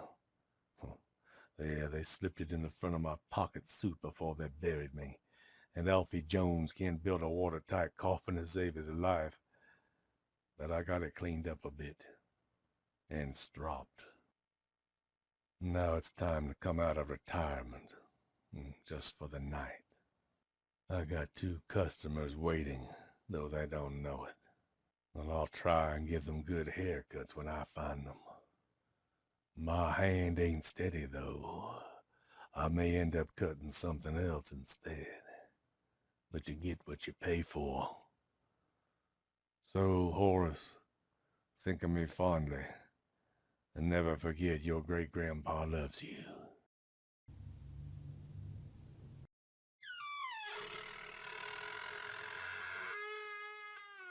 October 20th, The Reader.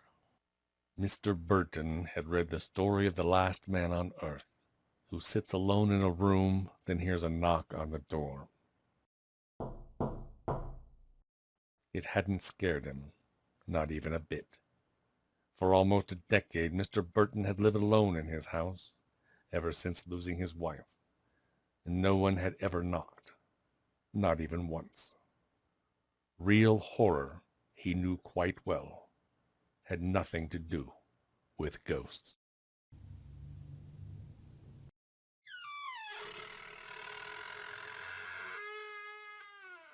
October 21st. The Mystery.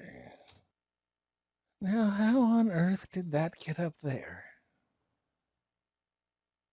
Old Mrs. Weatherby stared up into the night. Far, far above, at the top of the tree her grandfather had planted as a boy 130 years before, something glowed in the unquiet darkness. Somehow, even as the rest of her body had worn out, grown old and shriveled, husked and faded, her eyes had retained their sharpness. Eagle-eyed Eleanor, some of her older friends still called her, so she could clearly see, even from so far below, that what was perched at the top of the tree simply could not be there. It was out of place. More importantly, it was impossible. Laboriously, Eleanor hobbled down the driveway, up the front walk, up the porch steps, and into the house. Inside, she creaked up one staircase, down a long hallway, and then up more stairs, then down another hallway, then up another staircase, wooden and spiraled, until finally she reached the cupola. She exhaled frail vapors, faint smoke. It was cold in the cupola, which the lived-in heat of the floors below could not touch. Around her, trunks anchored with childhood memories bowed the oak floor beams, each one sealed from time by locks, rust, or both. Mrs. Weatherby hadn't entered this room in many years, but she ignored its contents, instead squinting out the floor-to-ceiling window into the darkness still illumined by that one soft glow, a glow that now clearly flickered and shifted. It, it can't be. Oh, but it was. She thrust a hand into the pocket of her coat and withdrew the slip of Western tablet writing paper she'd found just 15 minutes before, taped to her front door and fluttering in the cool October wind. She opened it. By the faint sputtering light glimmering through the window, she read it again. Find the jack-o'-lantern, Ellie. Just 2 clues. Look up and get close. Nobody had called her Ellie in over 60 years. She had not played a game of Find the Jack-o'-lantern in over 70. Bernard Fisher, she said softly, the words rusty in her mouth. It couldn't be. The rules of life become well known by the end of it, worn, rutted paths of truth that can't be left and which never change. Bernard Fisher had been dead for over 50 years, killed during the Battle of the Bulge, and there was no coming back. But Bernard Fisher was the only one who had ever played that particular October game with her. A childhood next-door neighbor who had run the mysterious wooded paths and cobbled Halloween streets with her and other long-gone friends, ghosting from house to house, party to party, an apple in one pocket and dried corn in the other. But out of all the drifting herds of children, only he had loved the holiday as much as she did. And for a decade, from the age of 7 to 17, they had carved pumpkins, potted clues, and chased them through the leaf-strewn town to strategic hiding places. Whoever found the other's jack-o'-lantern first won, and the winner got choice pick of the loser's pillowcase candy after trick-or-treating. Mrs. Weatherby closed her eyes, trying to pull forth every flake of faded memory, bits and pieces, glimpses, smells, feelings more than anything. The feeling that magic was real and perhaps of their own making. The feeling that secrets could lead to mystery, and mystery could lead to things long lost, forgotten, unknown. The feeling that, for one night of the year, anything was possible. She ran a parchment skin finger over the note. The writing. Was it Bernie's? I can't remember. Look up and get close. She had looked up and seen it. She had climbed up to this room of memories and, in doing so, gotten close. But why? And what next? She dropped her eyes to the worn wooden floor, suddenly feeling very, very lonely and alone, like a child whose friends had all gone on to a party together and left her behind. And then she saw it, set neatly on the trunk beside the window, another slip of paper identical to the first. Slowly she stooped and picked it up. Breath hitching in her throat, she unfolded it and read, "You found it. A few more steps and you win."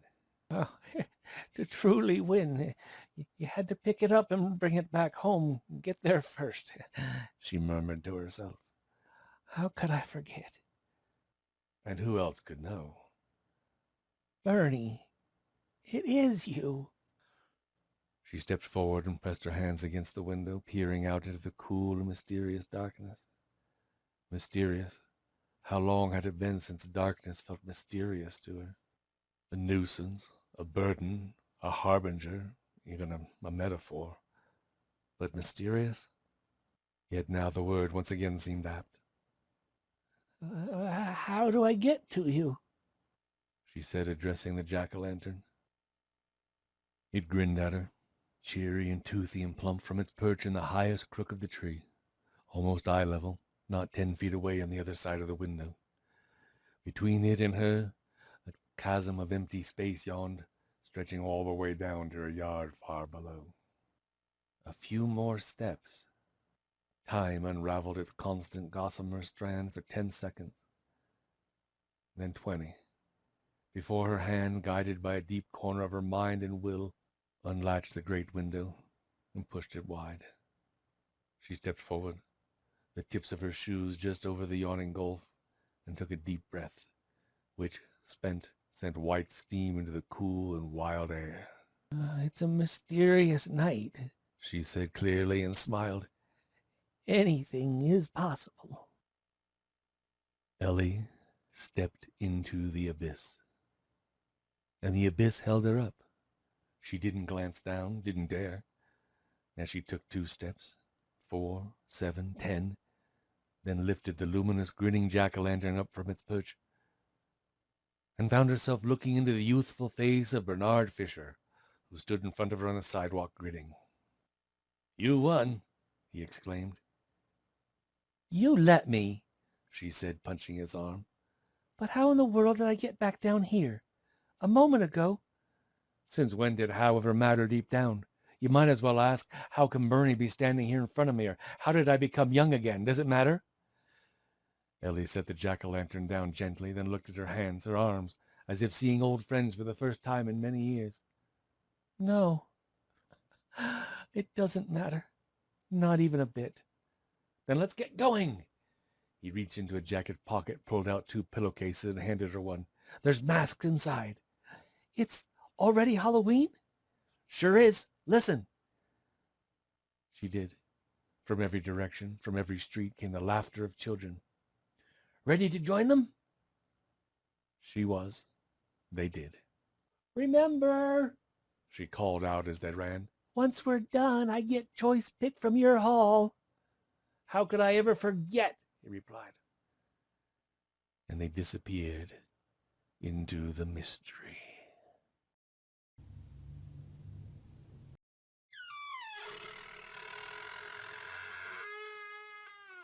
October 22nd. The end. I've dated Geraldine Holland for 3 months now. That's all I can take. Things started well enough, all right. She was beautiful, smart, funny, seemed quirky in all the right ways, but then on our 4th date, as we walked through the park and the autumn leaves fell around us, the conversation shifted to current events, and she asked if I was a Democrat or Republican. I hate discussing politics. No good ever comes of it. But of course it was bound to come up eventually, so I told her. She grew serious then. She replied that she couldn't understand how anyone could feel inclined to vote that way. And then I heard a patter like heavy rain. But it wasn't rain falling, but birds. A host of sparrows had gathered in the trees, and now, like leaves dropped by the score, dead before they hit the ground. I picked one up, not a mark on it. Oh, I'll get used to it, I guess, Geraldine said, and then smiled back and took my hand, leading me away as though nothing untoward had happened. Well, I'd only just begun to recover from that little incident when a few days later she took a tumble during what was supposed to be a romantic visit to the Pittsburgh Aquarium. Just a bad step, that's all, but down she went, hard, and the pain threw her into a glowering, shaking, silent rage. The screams started a moment later. Children, teens, mothers, and fathers. What happened to the penguins, Daddy? Nemo, is Nemo okay? Why is the octopus floating like that? Why did the coral go all gray? Yeah, we made a quick exit. I talked with her about it later, and I tried to anyway, and believe me, that wasn't an easy conversation. I stumbled around a bit, not really knowing how to start, before finally blurting out, "Hey, hon, you ever notice all the dead animals around when you get in the mood?" Well, she just shot me a look that could, perhaps literally, kill. And in fact, I found my iguana, Phil, dead in his tank 10 minutes later. I told you before, I have a temper, was all she said. And so that cinched it. I have to break up with her. Yeah, but how? There's only been animals so far. With a temper like that? Well, most people choose a neutral ground for a breakup in a public place. I planned on a park at night and invited her even, but she doesn't want to go there. And I saw the storm clouds forming in her eyes. I'm in the mood for Italian. Let's go to Cosnati's, she said. And I keep thinking, can I do this in a restaurant? Should I? But I need to act now. While I still have my resolve, the more I think about it, the more scared I get. If I don't break things off soon, she might become more emotionally invested. And the idea of walking on eggshells my whole life, trying to keep her in a temperate mood, is more horrifying still. God, I hope I live through this. I hope Cosnati's isn't too busy on a Thursday night at 7.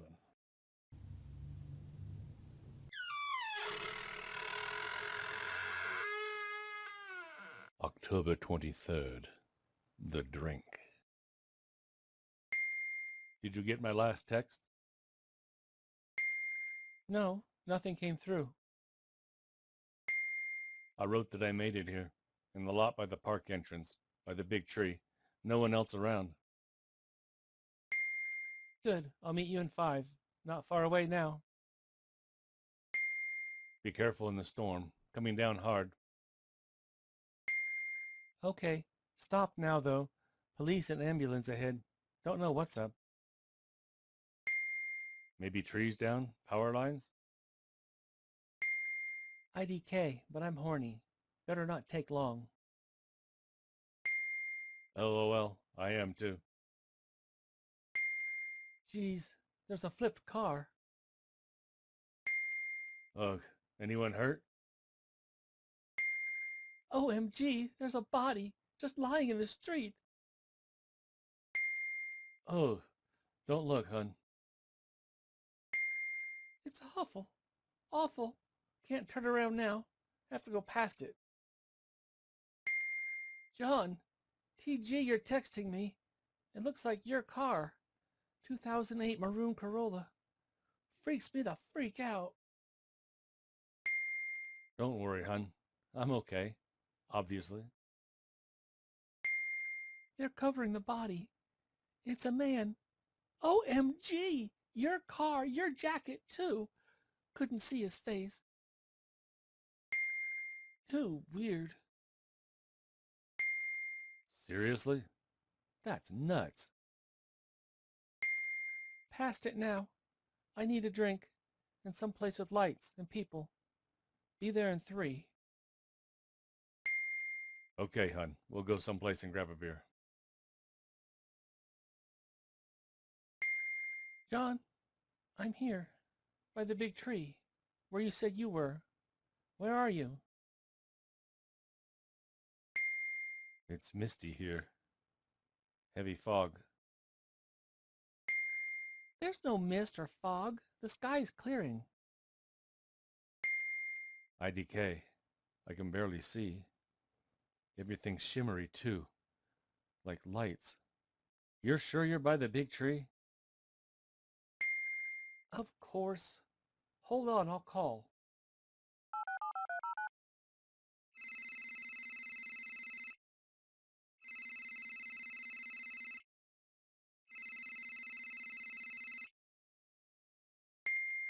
Why didn't you answer?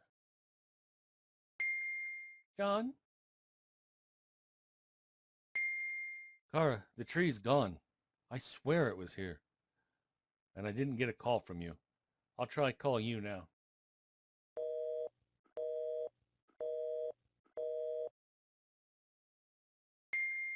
John? Did you call? Oh, the light. The light. John? John! Yes, I didn't make it there after all. What? I can see myself. Sirens and people all around. You're scaring the crap out of me. Cut it out. Where are you? Kara? John? Go have a drink where there's lights and people. You're going to need it. Just tell me where you are. And have a second one for me.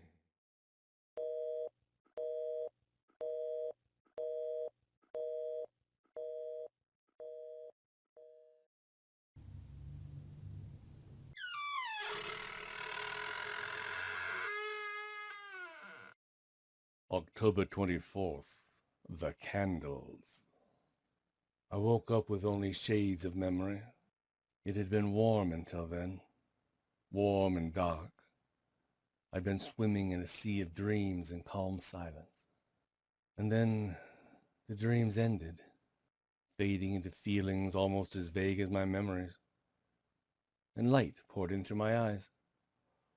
No need to blink, no need to squint. What I saw was as clear as spring water, and I drank it all in like a desert lost man. I was looking at a young boy. He couldn't have been more than 10, and his smile stoked the embers of my tamped-down heart. Late afternoon light, prismed through golden leaves, danced on his dark hair and sweater and the cement back porch upon which we sat. The boy reminded me of someone. Every memory felt packed in soft gauze, but I vaguely thought Henry and then son. But of course this boy wasn't him, couldn't be him, for Henry was grown now, grown and graying and far away. Sure did look like him, though. Done. The boy called to someone behind me. In the kitchen, I thought instinctively, through the sliding glass door. Great, Henry. Let's see it. Turn it around. His name was Henry. And when he picked me up and turned me around, my unblinking eyes saw my house. But of course, it hasn't been my house in over 20 years. We'd moved somewhere. And standing in the doorway was Mary. No, Margie, I corrected myself. So beautiful, so young.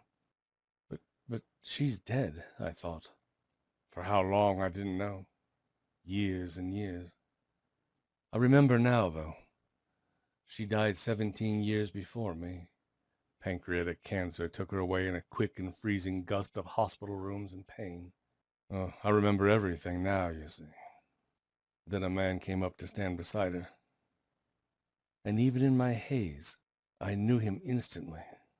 For, of course, it was me. Young, hale, full of careless energy and unacknowledged good health. I wore a burnt pumpkin dress shirt, tan slacks, and a jack-o'-lantern tie, just home from work. Nice one, Henry, my younger self said, looking down at me. Look at those teeth you gave him. And that nose. Henry picked me up, carried me around the side yard to the front, and positioned me on the ledge by the front door. Can we put the candle in it and light it now? He asked. The young me, having taken a shortcut through the house, stepped out the front door and looked up at the gently darkening sky. Sure, I guess it's time. I'll go get the one I made so they can sit together. And then I felt the top of my head lifted off. The ripe scent of pumpkin mingled with the soft aroma of candle, and moments later the acrid smell of a lit match. As soon as the match touched the wick of the candle inside me, all the vagueness left. Like a morning fog burned off by sunrise, and my full memories flooded back every detail of every moment. Suddenly I knew exactly what the date was. October 31st, 1978. And what had happened to me. I had died in January 2017. After a long period of diminishment followed by a final massive stroke, and somehow been sent back. There was no shock, no panic, no questions, not even any wonder, really. Just a clean blend of contentment and gratitude. Then my younger self came back out of the house, set another jack-o'-lantern down beside me, and lit that one, too. There we go, he said to Henry. They make a fine pair. Henry quickly went inside and donned his costume, Darth Vader, complete with rolled-up, taped piece of orange poster board for a lightsaber. Then headed out into the cool evening, small hand in my younger self's big one. And through my clear, unblinking new eyes, I could see us going from house to house. Even as we should have disappeared from sight down the street, I saw and felt everything. Was there with my son at every front door, witnessed the bucketing of every treat, smelled every candle-lit jack-o'-lantern. I wondered then, what if every carved face and lit candle was a return, though no one but the returned could ever know it? What if Halloween, so often a celebration of death, was also a return to life? The possibility flitted through my mind. Then I went back to enjoying the moment. So many moments, so many hours and days and weeks passed like cat-napped dreams, only appreciated in remembrance. Yet here, now, I was alive again, to recognize them as they happened. When we all arrived back at the house again, Henry's ears red, his pumpkin bucket packed tight with mini Mars bars, Mike and Ike boxes, and Reese's peanut butter cups. My vision settled back into its candlelit home. The door opened. My wife's voice greeted the two returning adventurers. Henry started talking excitedly, and then the door closed, leaving me out in the deep gloaming as Halloween wound down. A lone pilgrim in a darkening world. Or so I thought. Robert? I barely heard it the first time, a whisper in the back of my mind. Robert? Robert? Clearer now. Yes, I thought out. My darling, I knew it was you. Margie. Huh. There was so much to say. I began to think out a torrent of stumbling words, but she stopped me. There's no need for that. I can feel everything you're thinking already. Can't you do the same for me? I paused. I waited in stillness. And in the stillness, I felt, and felt more. And then I did. Sometime soon, shortly before his bedtime, Henry will open the door one last time, lift our lids, and blow out our candles. And we, in going out, will put to sleep the last great Halloween of his childhood. But how wonderful to live home again, if only for one more evening and all the vastness of time. And until that moment, here we sit, my wife and I, two tiny lights in a sea of night, holding hands that aren't hands, sharing a gift that is stronger than loss.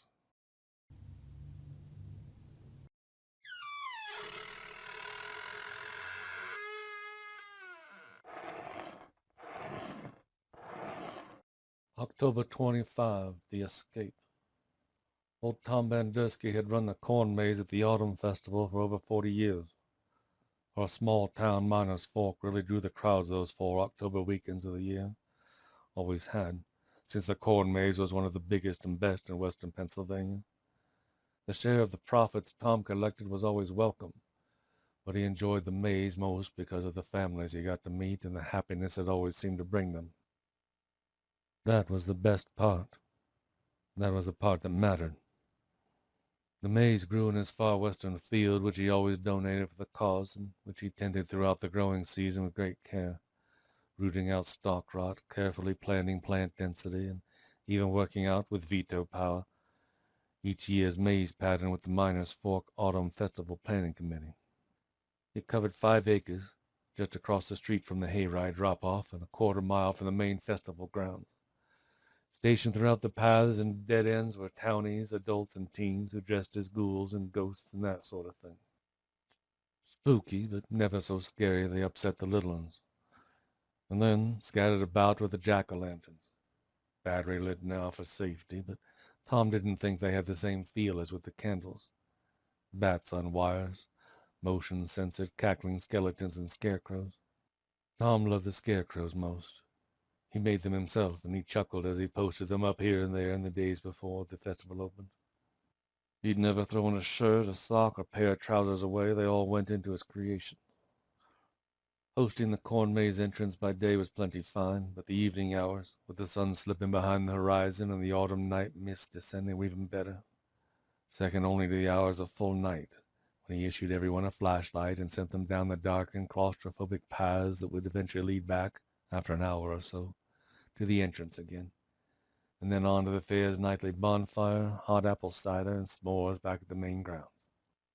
And it was on one such night, just before Halloween, on the very last day of the festival for that oddly cold, notably dark season, that the woman asked for a ticket.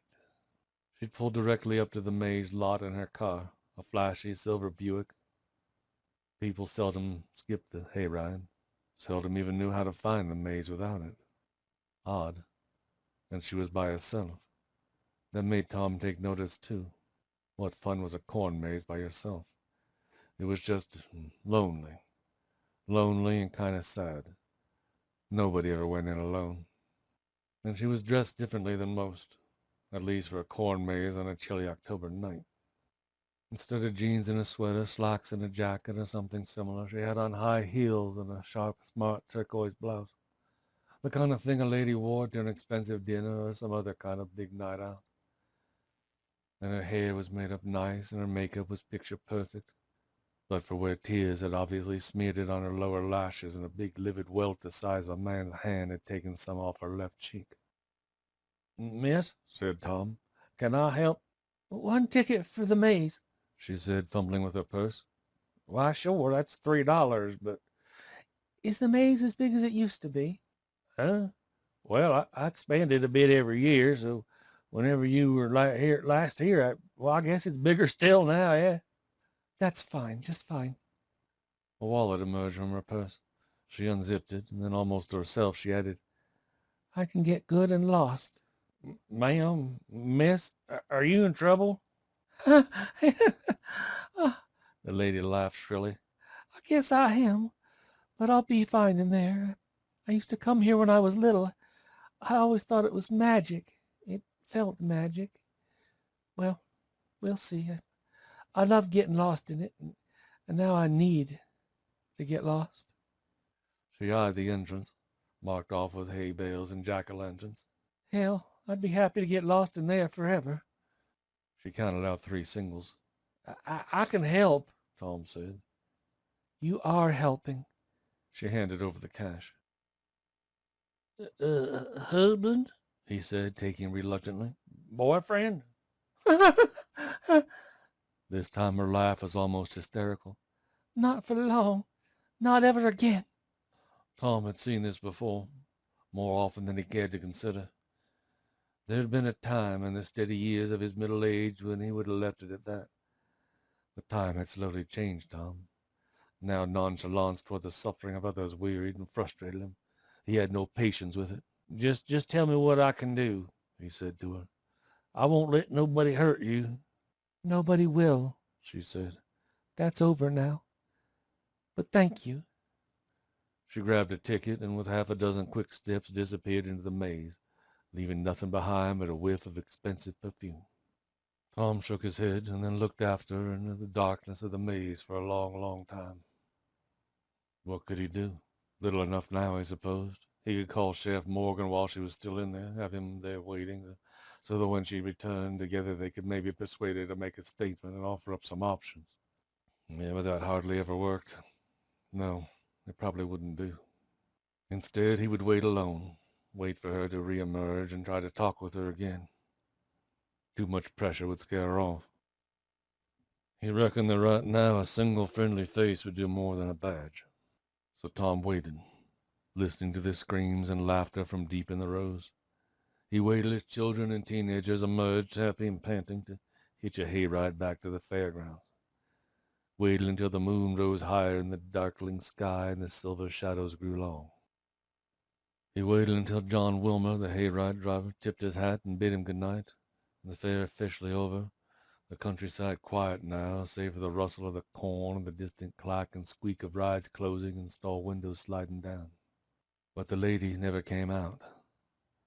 Her silver Buick sat cold and silent, a metallic mound in the midnight moonlight. Tom shivered. A group of half a dozen older kids, still dressed in their fright costumes but with masks now tucked under their arms, emerged, looking tired and ready for sleep. Tom peeled off 620s and passed them out. "You guys checked the whole maze before you packed it in?" "Why, sure, Mr. Bando, we always do," said Mark Simmons. "It's empty. Everyone gone." "Well, see you next year, then," said Tom, nodding. Hey, and thanks again for all the good work, you guys." They disappeared down the lane. Now Tom would go in. He did every night, always needing to make sure that everything was in order, everything turned off, and everyone gone, just in case his staff had forgotten something, or skipped something, or overlooked something, or someone. Every night from midnight to 1, it was just him in the darkened maze, his little night kingdom. To some it might have seemed a lonely duty, of patrolling a fun house now empty and turned off, the life gone, the magic. The magic. Hadn't the lady mentioned magic? The magic dispelled. And it was. But he enjoyed it just the same. This time, though, he felt an unfamiliar prickle of nerves. This time, though, he had every reason to. He came across it in one of the farthest, darkest corners of the maze, in the middle of a half-hidden, easily overlooked dead end. At first, Tom thought the lady had killed herself, ended her life in some bizarre and grotesque fashion. But then he realized what he was really looking at. The scarecrow tied to the pole was different from any he had ever made. But that was still inarguably what it was. His flashlight revealed a face of pale, cracked porcelain and subtle paint.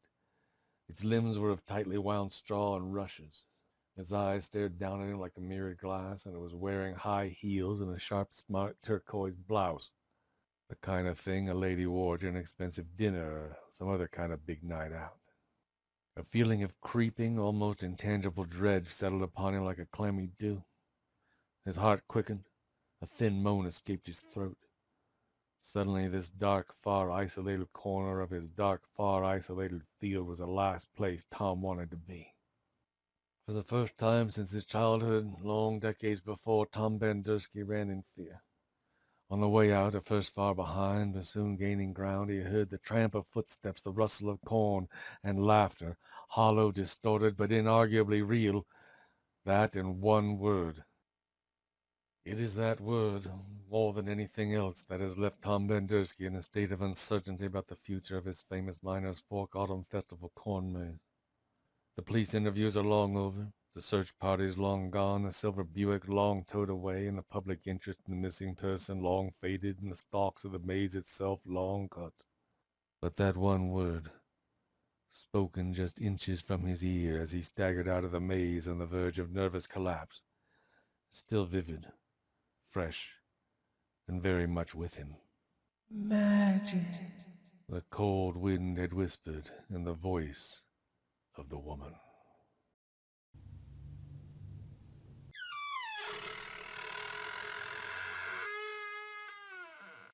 October 26th, the lesson. Everyone needs someone or something to care about. Mel Winston had Katie. For her, that was enough. No one in the village knew exactly how old Mel was. She lived in the deep woods and didn't have any friends. And parents, when they saw her, warned their children not to go near her.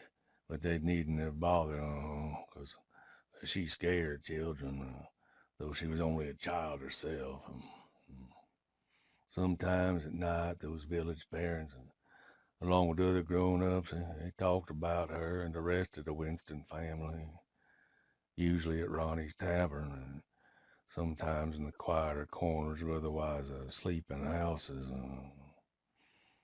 The dark brought out the questions and stories the way it brings out bats and owls and other creatures that sleep by day.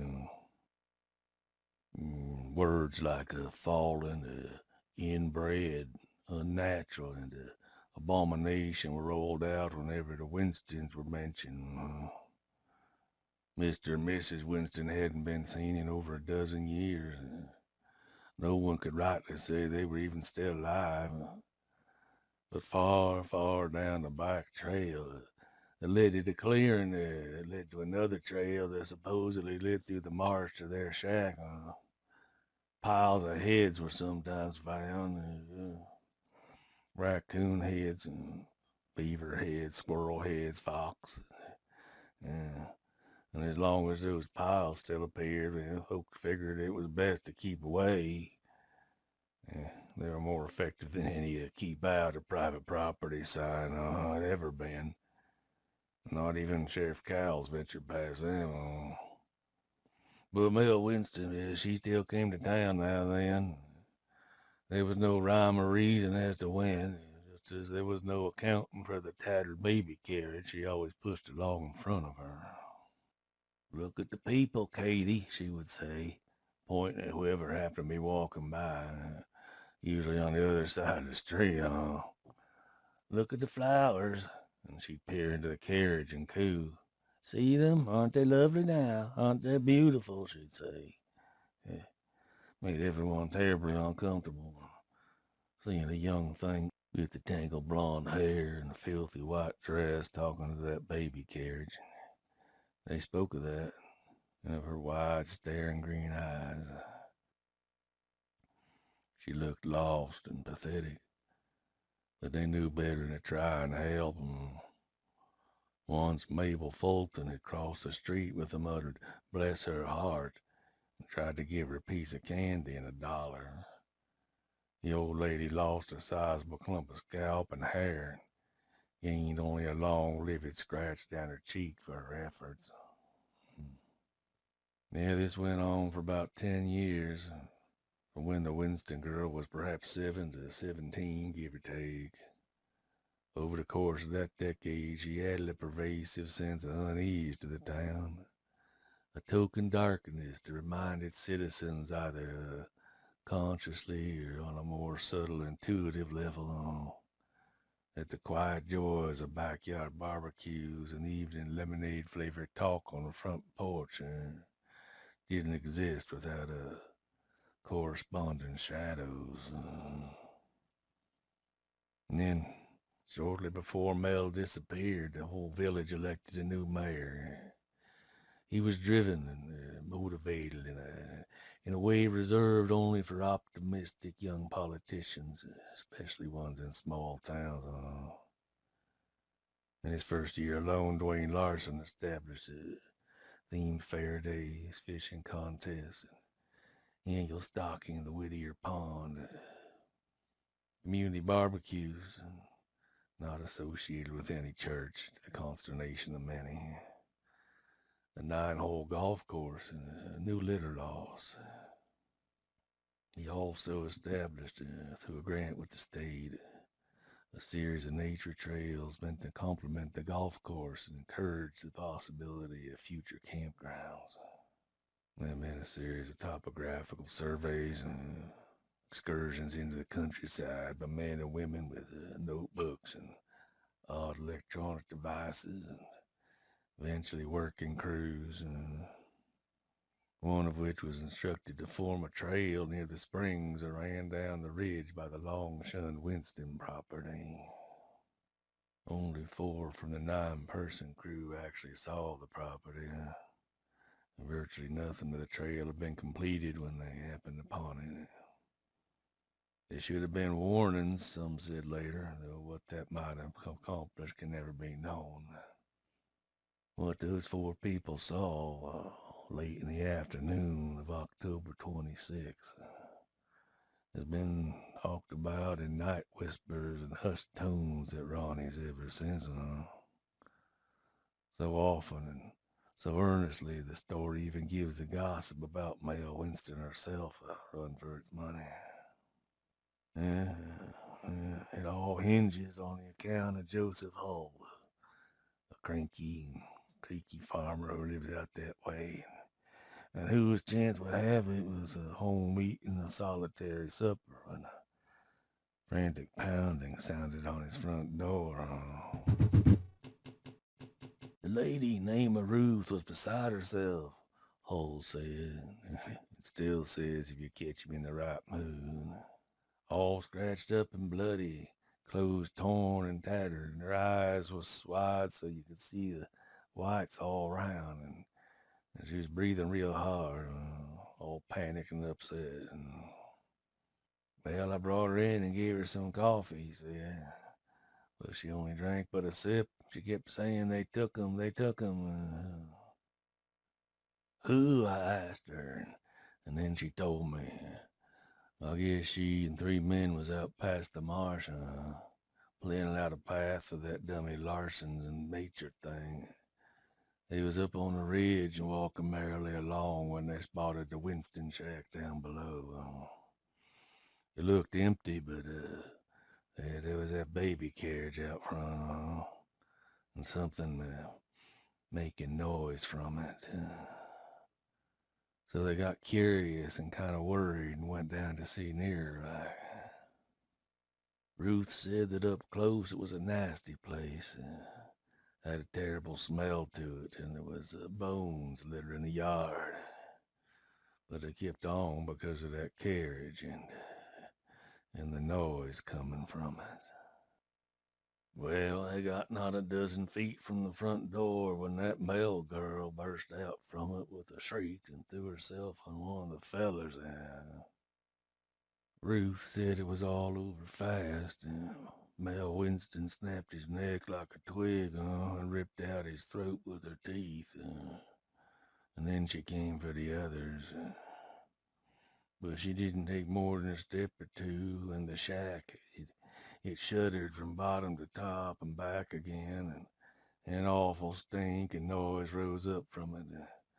That stopped Mel Winston cold. No, Ma, I ain't taking them all. Promise. And then two gray arms like octopuses got, they slid out from two empty windows and snatched the other two men fast and tight. Because you can slap a gnat, they was gone. Pulled right through those windows and into the darkness. And they screamed like fury, but that didn't last long. Well, that just left Ruth. She was bolted to the spot, and if she's to be believed, who can lay blame on her for that? You. Mel Winston told her, eyeing her up and down. I guess you'll do for Katie. You want to meet her? When Mel Winston, she stepped over to that old baby carriage and she whisked off the dirty blanket. But it weren't no baby that Ruth saw come out of it. More like a spider the size of a full-grown cat, all gray and covered in hair. And it made a squeal as it unfolded and went for Ruth. But that's when she finally got the wits back and ran.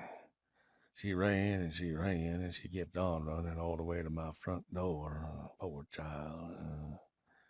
And she learned something most would do well to soak up sooner rather than later in life. There's some dark places best left be. Our esteemed ex-mayor should have taken notes on that too, all things considered.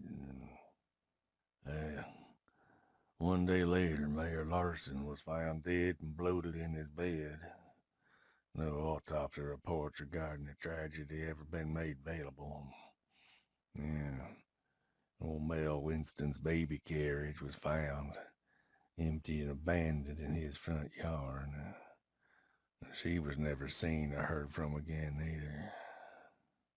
Well, the death of one person and the disappearance of three others, and outsiders at that, could not be overlooked. And the state police, well, they descended in great numbers on the Winston property, all right.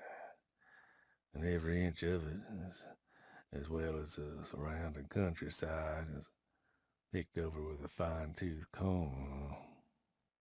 But nothing was ever found. And not even the shack, which, along with hundreds of square yards of land, had been burned by fire so hot it glassed up some of the nearby rocks. Well, as for the village, not much has changed for us, save for an occasional influx of out-of-town paranormal thrill seekers or other strangers with more casual curiosity. But we don't say much to them, save to pass along Joseph Hull's advice. Most of us hadn't before. We all lock our doors at night now. Windows too. Some still complain about it, but those few are all given a version of the same answer. It's a real shame, but these days, even in a small town, one can't ever be too careful.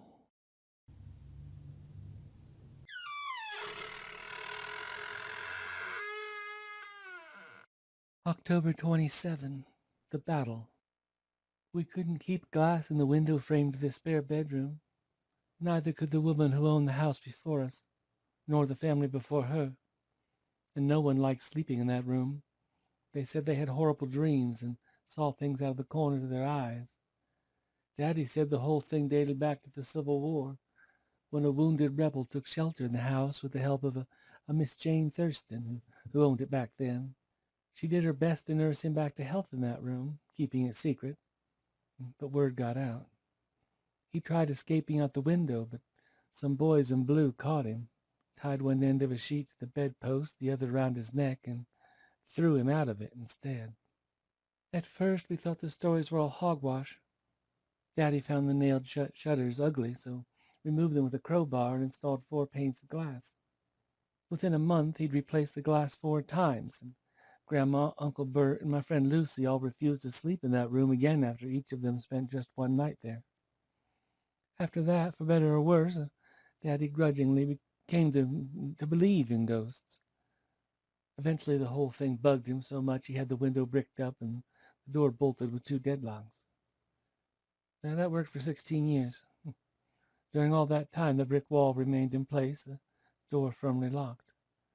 And if, well, once in a while we heard thumps or footsteps in the middle of a winter's night, soft moaning after dinner in a summer dusk, it was easy to let slide. The source was always contained in the one place we no longer went. Eventually, I moved away to college. Daddy continued living in the house all alone, and for a while things went on as they always had. Then one day I called Daddy up. He sounded preoccupied, so I asked him why. Water leaking from the ceiling into the den, he had said. There's pipes between the floors. I'll have to unlock the empty room and dig around in there. I guess the thought made us both a bit uneasy, but nothing more than that. It won't take long, Daddy said.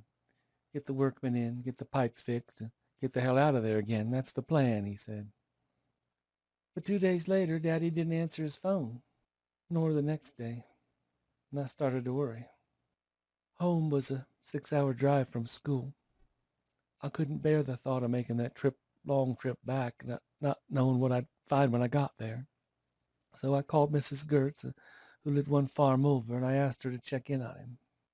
It wasn't but half an hour before she called me back. "Oh, child," she began, and of course that was all I needed to hear to know he was dead. Mrs. Gertz had found him huddled in a corner of the haunted room, a look of stark horror on his blue frozen face. I'll refrain from describing all the emotional turmoil that followed it. Suffice it to say that when all was said and done, I inherited the house and then had to decide what to do with it. The answer, if not the outcome, was simple. I would burn it down. I could never live there. I could never in good conscience sell it to anyone else, and I could never let what had happened to Daddy go unpunished. It was time to end it. And so I did. I frayed some electrical wires in the basement and conditioned it with some oily rags. I flicked the switch a few times, and I watched the sparks fly, fall, and set a fire. And then I went outside, and I watched the house's destruction from the backyard. I didn't feel good about any of it. I just felt relief, or at least closure, that it was all over and done. Hours later, exhausted, I went to sleep in a room at the local Super 8, and I slept like a log. Sometimes I think it's a blessing we can't see the future. Otherwise, we would never sleep well again. The next morning, lots of people were out walking, standing, talking, and shaking their heads. I heard the murmur of voices, the footsteps, the cars driving slowly by before I noticed that both windows to my room were broken. Glass covered the carpet, the courtesy table, the chairs, my suitcase. It looked like the concussion from a bomb blast that had simply blown the windows apart, but I hadn't heard a thing. Throwing on a bathrobe, I stepped outside into the chaos. Snippets of conversations washed over me. Hanging from his window, Susan and her husband. Was it an earthquake? How many others? Mama fainted when she saw. Jake is getting his rifle. The old cemetery is all torn up, totally broken. Well, in sum, by the time I left town forever half an hour later, just several hours ago as I write this, I'd learned several things. First, windows all across town were broken. All the windows. In every house, on every street, of every neighborhood. Also, 9 men and women have been found hanging from their window frames, and that was the early report. God only knows how many more have been reported since. I wonder, who were the ancestors of those unfortunate souls? The answer may be linked to another discovery. The small Civil War Union veterans' corner in the cemetery at the edge of town basically no longer exists. Tombstones have been pulverized, graves dug up, bones scattered. God help me. What I had attempted to end, I only let loose. And as I roared out of my old hometown, hands clammy on the steering wheel, feeling every bit a hunted, pursued fugitive, I thought of one final thing I needed to see with my own eyes. A detail that, in the carnage and furor of catastrophe, no one else would even think twice about.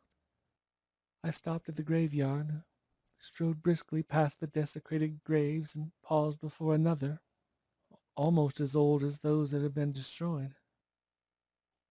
It, however, had not only been spared, but honored. Jane Thurston, the inscription on the stone read, 1839, 1871. And at the base of the stone, fresh and brilliant in the early morning sunshine, lay a single, perfect red rose.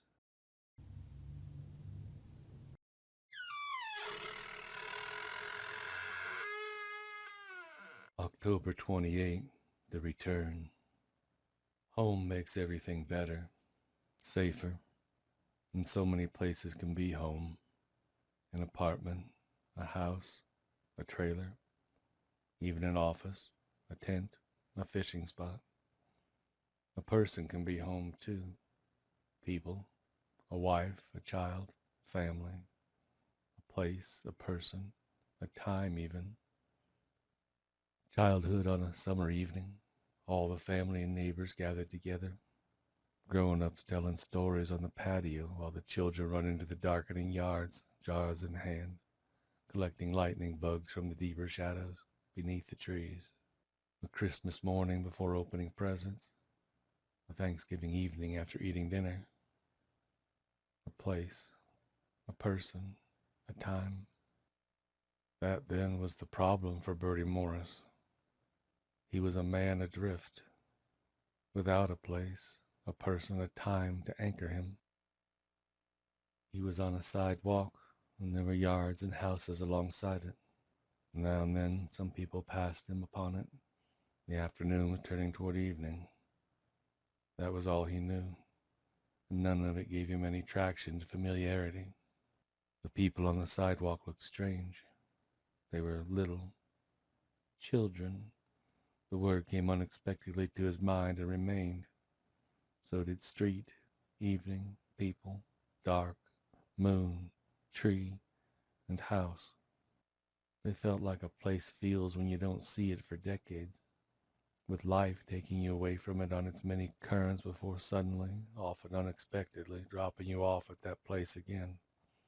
The same person, but different, weathered in ways you would have expected so many years before. The place is familiar but unfamiliar, different but the same. So now to Bertie were those words. More came. Costumes, masks, cold, wind, candy, orange, black, monsters, ghosts, scary, parents. Halloween, he whispered. Voice, he thought. Mouth, word. He looked down at his hands, pale and thin-fingered. Great costume, mister! A boy mummy yelled as he ran past with his friends, a devil, a princess, a bumblebee. Flowers, Bertie thought. Cinderella. Egypt. Halloween, he said again. A little fairy girl stopped and stood before him. Wow, that's scary. What are you supposed to be, mister? He looked down at her. Be, he repeated. Are you someone's dad? Which kid is yours? Father, he thought. Child. The girl fairy, instead of waiting for an answer, ran off past him, yelling for her friends to hang on. Candy, he thought again, looking at her laden pillowcase as it bounced off her shoulder. Halloween, candy, costumes, memories. There were 4 of us. Me and Johnny and Clark and Ben. We ran from house to house, and the neighbors gave us candy, and we said trick or treat, and then happy Halloween, and we filled our pillowcases in the burning pumpkin-smelling doorways all up and down our block and the next, and still on across the northern part of town. And then we went home, back to one of the houses where we tally up our loot and watch a monster movie and eat ourselves sick, and then really home to bed, and then and then nothing but gray space where context should have been. Mouthing silent words, he lurched up the walkway of the nearest house, joining a small group of children waiting at the door. He was bigger than them, he noticed. Adult, he thought. Grown up. What did that mean? The door opened. The young couple exclaimed at all the costumes and handed out Snicker bars. "Oh, and you must be the lucky dad on duty tonight," the lady said. "I love the costume." Dad. Parent. No, that wasn't possible. He went to open his pillowcase, then realized he didn't have one. He cupped his hands together and held them out instead. The lady paused, then laughed and nodded. "Okay, I guess dads deserve one too. Happy Halloween." The door closed. The children ran ahead. Bertie plodded slowly down the walk, feeling the candy's wrapping and the shape within. He would save it for later. For home. Home. Back on the sidewalk, he stopped and simply stood, eyes closed, feeling the wind as it flowed up, down, over, around the contours of the streets, hills, and valleys. In so doing, he found in some deep wellspring of feeling and memory his anchor, his place. He began to tramp down the sidewalk again, but now with purpose. He could feel the tug of a smile as the houses around him began to form vague contexts, still hazy, still limited, pin-prick view holes on a piece of cardboard. But enough. Clark's house, he thought, looking at the house to his left across the street. The big maple was gone, the slats were blue instead of white, but that's still what it was. And Ben's, he thought, passing by a small unkempt yard and the equally small unkempt ranch house that went with it. Not as tidy and trim as it should be. Ben's mother would have a fit, but still his. He'd know it anywhere. And finally, my house, he thought, turning onto a small court and catching sight of the little cottage at the far end of it. Now he was smiling widely, suddenly tired, almost bone-weary. He slowed as he approached it. Mother and father would be inside. So would Johnny, he figured, since Johnny wasn't here beside him now. Where are Johnny and Clark and Ben? He thought. You're old, Bertie told himself. And he suddenly knew it as surely as he knew the house before him now. Dark and empty, the grass overgrown, the rusted mailbox falling off its rotting post and lying in a bramble of thorns. You're very old. You're enough. He calmed himself, thinking instead about Halloween and all the great possibilities the night suggested. It wasn't quite over. Children were going inside the houses all across town. Jack-o'-lanterns were being blown out. Porch lights were going dark. But there were still a few minutes left, and in them was great potential. That's what was so special about this night above all others. Bertie had always thought so. The potential for anything to happen.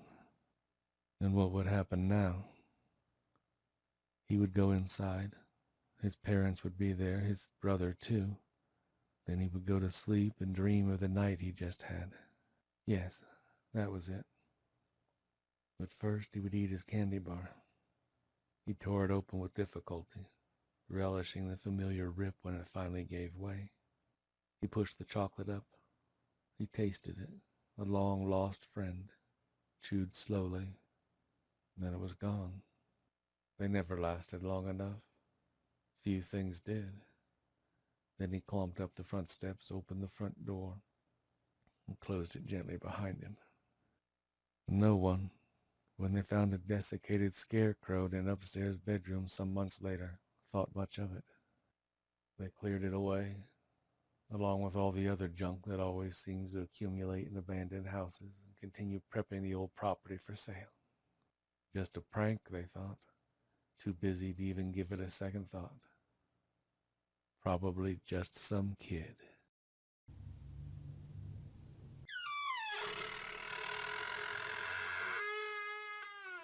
October 29. Dang it! Frank! What's the matter, Bella? I can't get the door open! Push on it. I am pushing on it. It won't open. Try pulling it. Okay, yeah. There it goes. Ah! What is that? It's a giant eyeball, Bella. I can see it's a giant eyeball, Frank. What's it doing in the house? That's tonight's guest storyteller.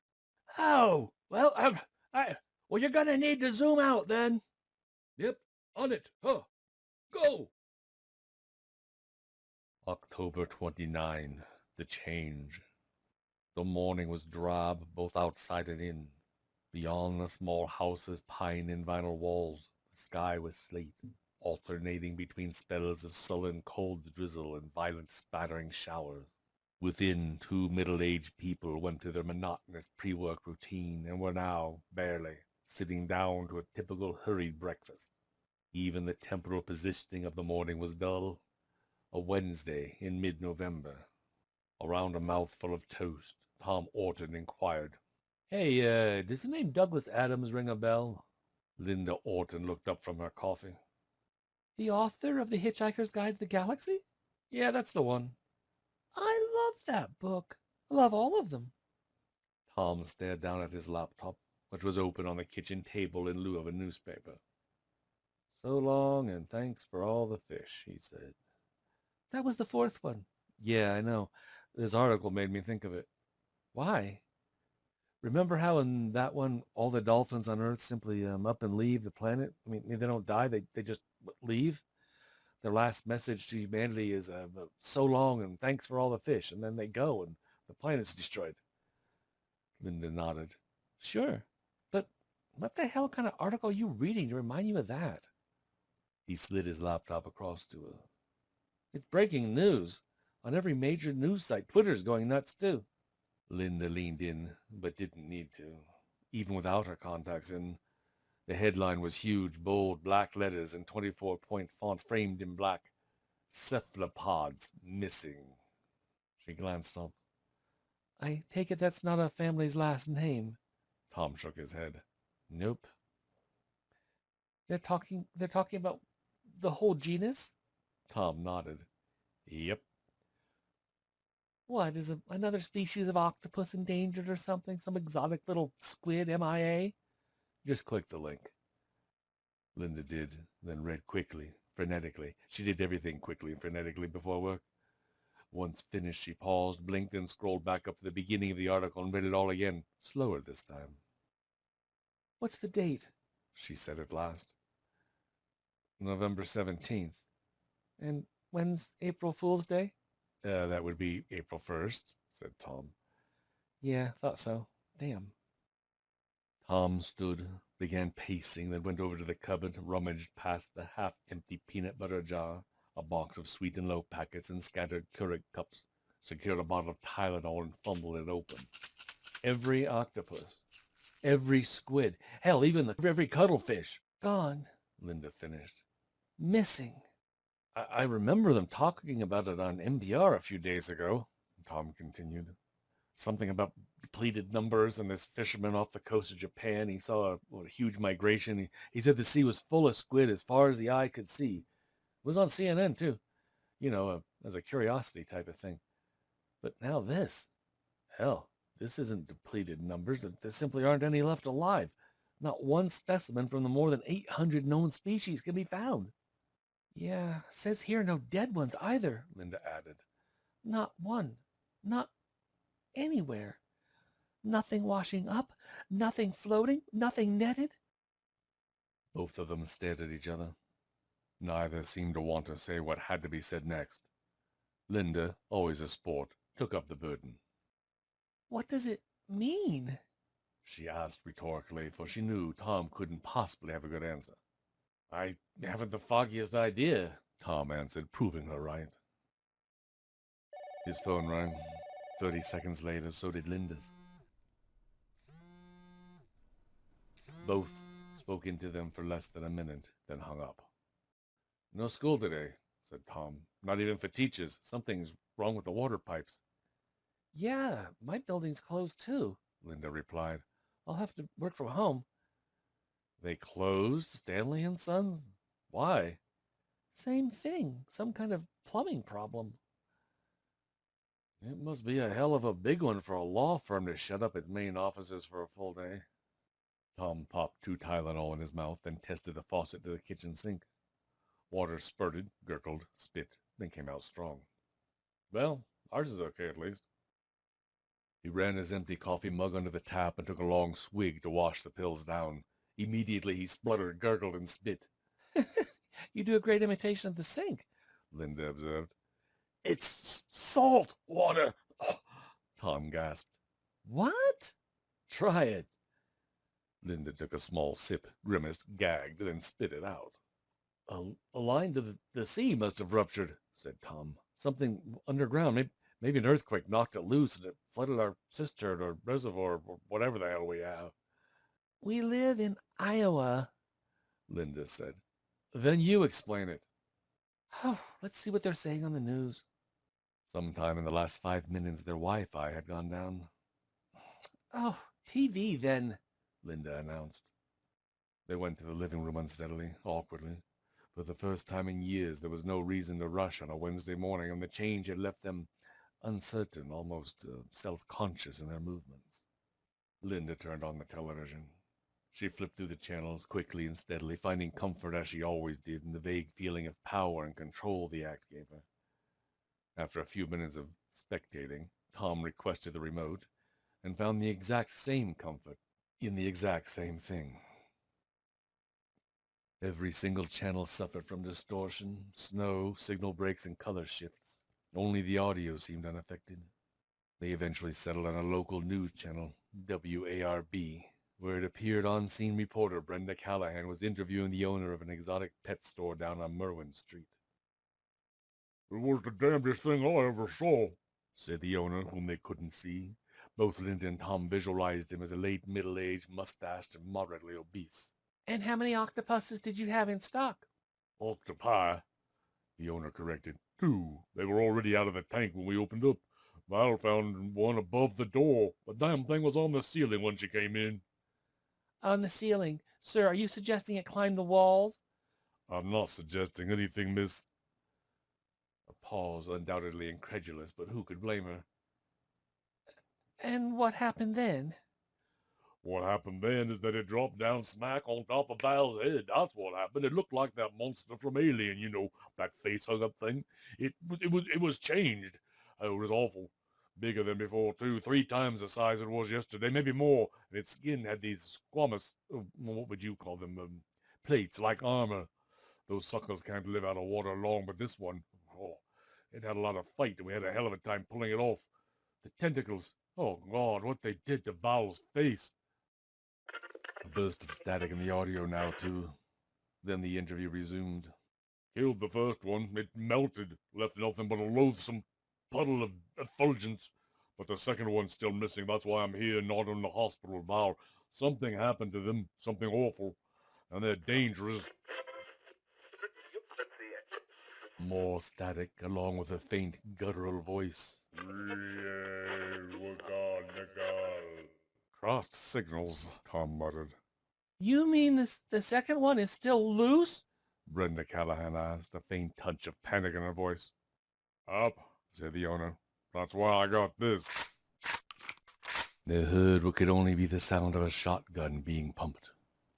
An eldritch shadow passed in front of Linda and Tom's living room window, but they were too engrossed to dignify it with even a furtive glance. More static, again with that demoniac voice. This time it was clearer, louder.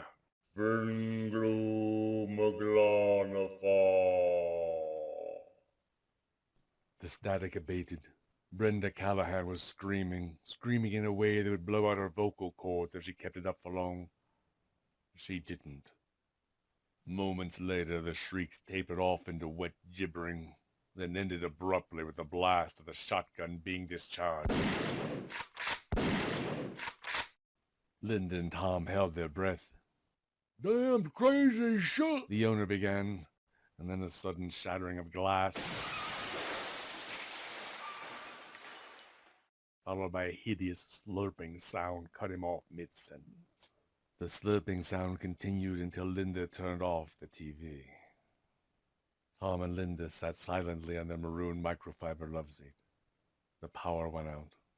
Then they sat in darkness, listening to the rain beat down on the roof's asphalt shingles, the corrugated metal drain pipes, and the insulated storm windows as the room slowly began to cool. The sound of the rainfall was punctuated by harried sirens, distant booms that weren't thunder, ululations from unnameable sources, and abnormal, almost infrasonic chanting. I have to say, said Linda, getting jerkily to her feet and stepping lightly toward the bay window behind the TV, that whatever the hell is going on, it's more exciting than a typical Wednesday in November. I mean, admit it, I'm scared, but there's more to it, and it's not all bad. Am I in shock? Is that shock talking? I don't know, said Tom, still sitting. His tone and expression suggested shock far more than Linda's, somewhat vacant, entirely placid, and eerily calm. Linda stood a moment with her face just inches from the curtain. She breathed in, out, and in again. Then she yanked it back. An antediluvian landscape met her gaze. The rain, now ferociously pounding down, was a singular crimson. The street a noisome miasma of fungoid growth, dead fauna, and the shapeless rusted hulks of what had once been cars, minivans, and SUVs. The trees had lost their leaves, which had been replaced by gray, unmentionable limbs that looked both batrachian and ophidian as they aggressively coiled, undulated, and lashed out of their surroundings. Several human bodies lay in doorways, in yards, and in the street. All were being consumed by tentacled blasphemies, some the size of rodents, others as big as Holstein calves, that could only have come from the darkest, most immemorial depths of the Stygian abyss. Finglui Magla Nafa, Cthulhu Riye, Waga Nagal Fatagan, Linda intoned softly. What? Tom asked from the love seat. That's what the words on the TV were from. It's a saying. I remember it from a lit class I took in college. What does it mean? In his house at Riye, dead Cthulhu waits dreaming. At the top of the street, on the crest of the hill, something elephantine in size but amorphous in shape lumbered into view. Its indescribable body punctuated by a head of writhing iridescent tentacles as thick as fire hoses. It's exhilaration, I feel, Linda said, letting the curtains fall back. Yes, that's the word. Hey, Tom. Tom, still sitting quietly, almost passively on the love seat, looked up at her and blinked. Does the name H.P. Lovecraft ring a bell? Brow furrowing, Tom thought a moment, then nodded slowly. Yeah, I know the name. He was an author too, right? I can't say I'm familiar with his work, though. You will be, Linda said, and contentedly began chanting in Riyean, the words bubbling up from her subconscious to her conscious mind like primordial genetic memories as something fetid, unnameable, and indescribably massive struck the roof, shook the house, and broke through.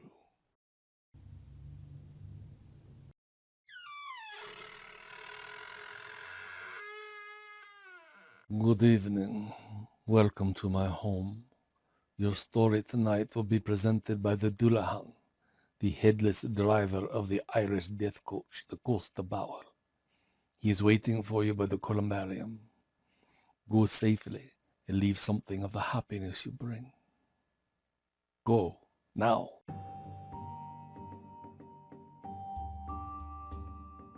The death coach in Irish folklore is known as the Costa Bauer.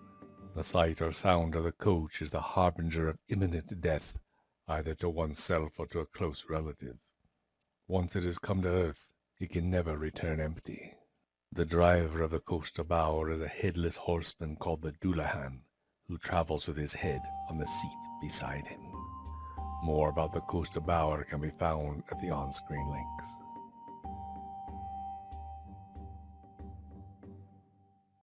October 30, The Witness. The cottage on the edge of the sea had witnessed the pendulum of life, death, and all the spectacle that comes between strokes. It had been a constant, silent, solitary spectator for over 400 years. And had it been human, and an old withered man hunched over grey and white beard reaching almost to his knees, it would have told the stories of people long forgotten who never asked for more than their due, or if they did, never received it. So many great dramas end like stuffed candles, never having enough tinder to catch greater flame, with little or nothing to memorialize them save worn, withered stone. That, at least, is what Molly Bannock thought as she and her family approached it in the failing twilight of a dying October day. Well, now, there she is, said her older brother Brian, as a little older woman opened the front door and stood in its frame, handed over her eyes and silhouetted by the firelight behind her. Now, come on, then, said Rogue, her younger brother. let's get to it. Mother clicked her tongue. Be polite. You know your grandmother loves this evening, so. Grandmother did. For much of the rest of the year, Molly only visited on rare after-school evenings or Sunday afternoons. Brian checked on her almost daily throughout the long winter months, but besides Christmas, Grandmother didn't visit their house at all. Instead, she was mostly their own company on the ancient homestead, with its decrepit barn and paddocks, constant blow of a sea breeze, and incessant crash of waves against the base of cliffs far below. It sometimes struck Molly that Grandmother was waiting for something, and afraid that if she left for too long would pass her by while she was gone, never to return. I hope I get the ring this year, Molly whispered to Mother. Too young, Mother replied, huffing out white air as she walked. But you were married when you were 18, Molly protested. And Grandmother was only 16. Quiet, girl. Those are different times. The world has changed. There will be time enough for love soon. Think on it if you must, but for now, let that be all. And so Molly hoped in silence. Last year, Brian had finally found the ring, and now he was married to Kelly Murphy, and he was only 20, not so different from 17. The rest of the family, those who lived close and could make it, had already arrived. Uncle Albie, Aunt Kira, Great Aunt Fiona, and half a dozen cousins ranged in age from 2 to 32. The cottage, so barren and cold when visited alone and by daylight, felt close and warm, almost claustrophobic. Uncle Albie boomed with laughter. Cousin Ryan ribbed Brian and punched his arm. Great Aunt Fiona cooed at little Nora, who started to cry. Here now, Neve, come and help. And Molly's mother followed Grandmother into the closet-sized kitchen alcove, where something sweet-smelling emerged from the oven and plates clattered. What do you spend your winnings on, then? Ryan asked Molly. I've got all my coins from the other years in a jar under my bed. They'll pay 6 minutes of college when the time comes. She fancies the ring this year, Rog said, smiling. Figures it's her turn. Do not. Here we are. Grandmother, with Mother behind, stood in the kitchen doorway, holding the barnbrook on a large earthenware platter. Both nervous and expectant, Molly shivered the way she did every year. Grandmother was such a bore most other times, a silent and stoic figure that offered up little besides a random scolding or a rare, threadbare story. But on this night she always seemed more present, more powerful. In the shifting firelight, the steam from the warm bread wreathing her face, she looked like a matriarch from one of the old stories. This was her evening. Bringing it over to the long wooden table, Grandmother cut the circular loaf quickly, expertly, sliding each piece onto a plate held by Mother. All her life, Molly, like most of the other children, had found a sixpence in her piece. When the younger, it had been exciting finding money baked in a bite of bread, but now she wanted more. She wanted a ring to herald marriage within a year, a coin to herald good fortune, Grandmother proclaimed. Bite careful now, for money and matrimony are harder than teeth. Gingerly, the family took their first bites, and Molly dug through the warm raisin-filled bread with her tongue for metal. Nothing. Another bite. Nothing. Oh, there! I'll be rich and living in the mountains by spring. Uncle Albie stuck out his tongue, upon which rested a silver sixpence. Another bite. A rounder fork struck metal, and more coins emerged from mouths. Nothing. Another bite. Then finally there it was, the clink and the hardness. I got it! Cousin Sarah, Ryan's older sister, grinned in triumph, holding aloft the thin, silver-plated ring, identical to those from other years. Molly stopped cold. Another year a child, she thought, then gingerly poked her tongue at the metal in her mouth. And then through it. A ring. How? Grandmother only ever put in one. But it didn't matter. No, not at all. The rings, if not the coins, had never been wrong, not in all her years. So many cousins married off since she was little, and all within a year of finding the ring in the All Hallows Eve barnbrack. Molly pulled the ring from her mouth and held it up. I got it too, she exclaimed. All the joking congratulations directed at Sarah died away in an instant. There had never been two rings before. What's that now? Mother demanded, stepping toward her. Molly, how? She turned back to Grandmother, who had grown very pale. Give it to me, Grandmother demanded, holding out her hand. Here now, child, let me have it. Molly did, but first she looked at it carefully.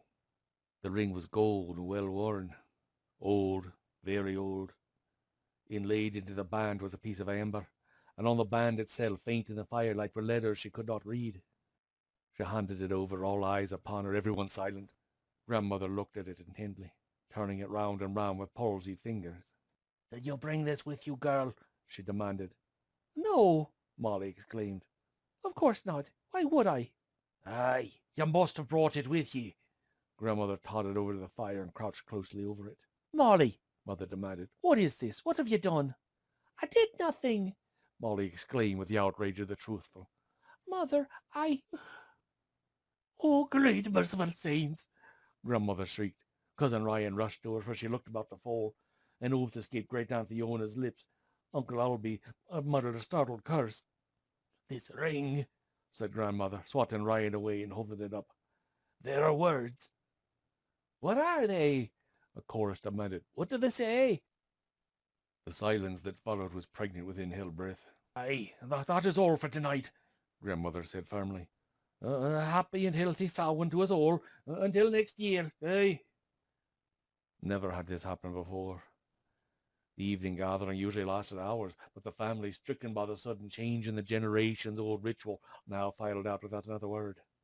Stay a moment, child, Grandmother told Molly, grasping her arm with unexpected strength. Numb, wordlessly, Molly did, until the door shut on the last of the family and they were alone in the smoke and peat firelight, now low and guttering. For Leon Grogroin, Grandmother had said softly. What, Grandmother? The words, child. The words on the ring. Love veils ugliness. But what do they mean? What does it all mean? I didn't put the ring in there, Grandmother. I swear it. I know, child, Grandmother said, and her voice broke. Molly was shocked to see tears in her eyes. This house has seen much, Grandmother continued, and Molly again thought, it's a witness. Aye, but it won't see the likes of this. Some rituals hold true, as well you know, and so do other things, when the world goes thin on certain days and nights. But I don't. You wanted a ring, child. You said so to all who'd listen, and something heard ye, but not something you want to meet. You take this ring, Grandmother said, pressing it firmly into Molly's hand. You take it outside. You must do it yourself. And throw it as far as you can into the sea. Then you go home and you pray that your wish does not come true. Molly's mouth was dry. The ring was cold in her hand. In the morning I'll come to check on you, Grandmother said, opening the door and pushing Molly out into the night. Tonight I too will pray. The door shut. The sea wind blew. Mother, Brian, and Raj stood by in silence waiting. Molly walked, then broke into a trot, disgust with what she held, building like the urge to vomit, then ran like the devil was on her heels to the split-board fence by the edge of the cliff and cast the ring out into the spray and darkness with all her strength. She answered no questions as they walked home together. Molly said nothing as she went up to her room, and as she got into her bed, sliding between the cool sheet and the warm down quilt, she gasped but did not scream when she saw the ring sitting by her lamp on her nightstand, its amber stone glinting like an ancient, staring eye. What? She thought wildly as a shadow fell over her and the lamp winked out. Is this house going to witness tonight?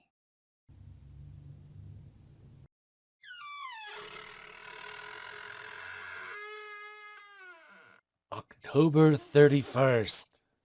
The costumes. Susan Ward hit the ground running, her passage stirring fallen leaves in the sidewalks, breath of warm bellows in the cool evening air. She counted the jack-o'-lanterns, the lit, the unlit, the being lit, as she passed each house and zigzagged down the blocks, fairy wings rippling like bicycle streamers. The smell of wood smoke mingled with simmering pumpkin, cool earth, lit candles, and ripe apples. Down Knapp Street, across Green, up Washington, past Elm, down Dogwood, and then finally to Main Street. Lamp-post cornstalked, town clock a maypole of October lights. She ran the way only 12-year-olds can, which is like the unfettered wind of a storm before the hard rains begin to fall. Just past the clock was the old war memorial fountain, cracked and long dry but for a shallow pool of stagnant rainwater, yet kept out of fondness for the fixture and respect for the names inscribed on its base. For decades now, people had sat on its wide stone rim to eat ice cream cones and popsicles in summer, catch their breath after shoveling snow in winter, and to simply jaw, joke, and gossip. It was a generations-old meeting place, and so Susan stopped here now, first of all her group, and waited for the others to join her. She didn't have to wait long. Next to arrive was Mary Fry, dressed as a very convincing witch. Then Harvey and Harry Jenkins, matching mummies, turned a corner, both singing the hearse song. After that, Rose, John, Stephen, and Leonard appeared at the top of Cherry Hill, raced down the steep 2 blocks, and slapped the fountain split seconds apart. An enchantress, a devil, a Frankenstein monster, and a Dracula, all breathing hard but giggling. Dorothy Kearns appeared next, a resplendent Egyptian princess, and then finally, belatedly, Arthur Mollers came trotting up from the direction of the train station, his pirate sword slapping against the side of his leg, eye patch and shoulder parrot both slightly askew. "Sorry," he said. "The train was late." And then all of them were talking and laughing, clapping each other on the back, pointing at each other's costumes, pulling pillowcases out of pockets as, from scores of houses all over town, other children emerged, ready for the task ahead, and moved out into the evening as the clock struck 7, and Halloween officially began. It felt like forever this year, Susan said to Rose. Geez, it takes so long to come around. It sure does, Rose said, nodding. But now it's here, and it's so good to see you. And that was all. A few more words, and then there just wasn't much else for them to say or share. They knew it all already, or chose not to think about it. So instead of talking further, they simply clasped hands. "Ready?" said Stephen Frankenstein. "Ready!" the others all said, or murmured, or thought. Together they moved off down the street, one group of children among many. House to house, door to door, street to street, they ran, stomped, paraded, dashed through cool darkness to the many oases of light and warmth, accepting popcorn balls and Hershey bars, gobstoppers, and candy corn. At one house, they all received wax vampire teeth. So for the next 15 minutes, regardless of costumes, they all bared their fangs and spoke like Bela Lugosi. Reaching the far end of town proper, they passed over the dark-covered bridge that spanned Pebble Creek, collected full-sized candy bars from the rich families that lived in the half-dozen old Victorians that had somehow survived a century, And then they circled back to the stream 3 blocks further up, clattered across the Boy Scout footbridge, and dove back into the center of town, this time targeting the streets higher up the hill. And during those 2 breathless hours, Susan Ward made sure to take it all in. The sights, the smells, the feel of the evening. She was a youthful dynamo in a fresh, vibrant night. The whole town, houses and streets below, wind and shifting clouds above, alive. All the lights, the laughter, the costumes, the candy, the decorations.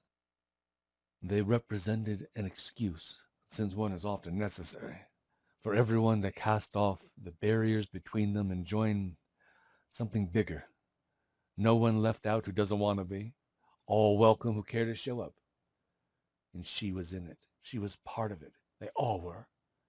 Ah, what a gift 2 hours can be, she thought. But of course, there always comes a time during every good outing. A vacation, a holiday, a reunion, when things begin to wind down. Shortly before 9, with night fully fallen, the wind now cold instead of cool, and the jack-o'-lantern candles on every stoop, porch, and railing burned down to guttering wax. The group slowed to a steady, leisurely walk, and unspoken understanding rippled through them that the last door had been knocked on, the last treat stuffed in overstuffed pillowcases. And so they found themselves back at the old fountain, their pillowcases heavy, their sweaty masks off and tucked under arms or folded neatly and stuffed into pockets. Harvey and Harry were already digging into their loot and piling up the Kit Kats, Harvey, and Reese's peanut butter cups, Harry. Rose chewed a bit of honey slowly, thoughtfully. John was dumping the contents of a pixie stick into his mouth. Stefan was chugging a grape little hug, and Leonard was enthusiastically munching on a popcorn ball. Only Arthur, whom Susan had known since kindergarten, and Susan herself, abstained. I never really liked candy, Arthur said, nudging her. I always traded it with my friends for toy soldiers and marbles. I just loved getting it. Know what I mean? Susan nodded. She had dumped hers out on her lap in a great cascading pile and was now staring at all the colors and shapes and labels. Oh, I do, she replied. And though I do love eating it, I love seeing it all there before I touch a piece even more. It always made me sad in late November when only a few hard, broken candies were left, all the good stuff gone. But there's always next year, said Arthur. Yes, Susan said, choosing a Butterfinger. There's always next year. The goodbyes were brief. Well, I'm going to drop this off on my granddaughter's porch, said Leonard, hefting his pillowcase. Rose, John, and Stefan, who also had no use for their takes after Halloween night, had likewise chosen grandchildren, great-grandchildren, and other young recipients to inherit them. The porch distributions would take about half an hour, Susan knew. Then the 4 of them would head back up Cherry Hill together, before continuing along Church Street and then on to the cemetery. Arthur, who was buried 4 towns over, had just enough time to catch the last train back. He gave a whoop, a wave, and then sprinted off toward the station, a little figure quickly disappearing, then gone into the cold dark. The Jenkins twins skipped off, once again singing the hearse song, turned back and saluted in unison, then rounded the corner. 2 blocks farther down, Susan knew, the creaky old house where the 2 widowers had lived for over 20 years awaited them in quiet shadow. Dorothy cleared her throat.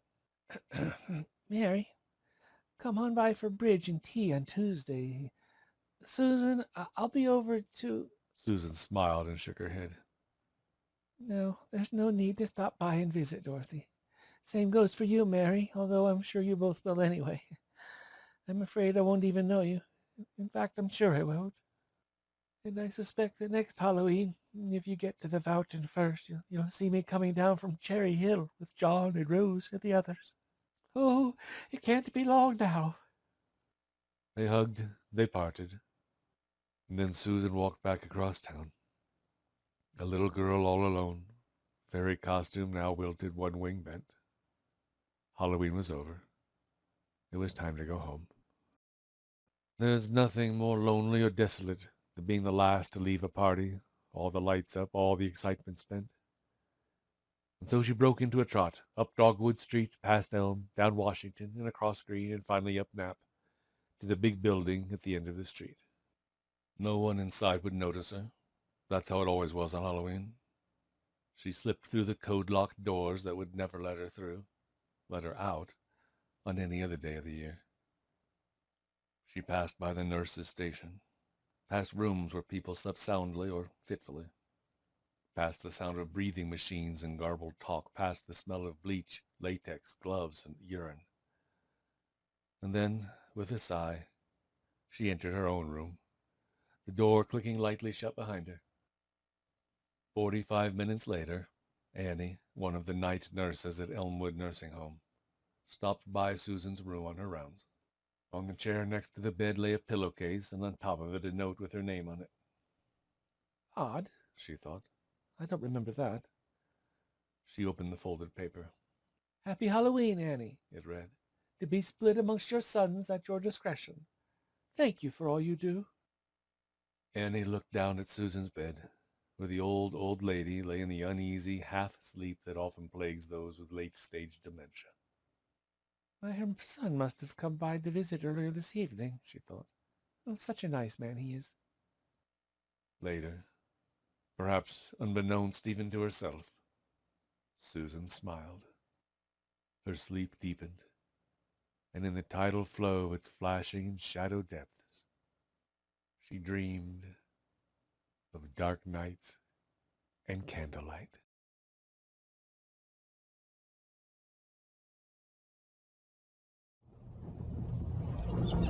Thank you for joining us for this halfway to Halloween journey.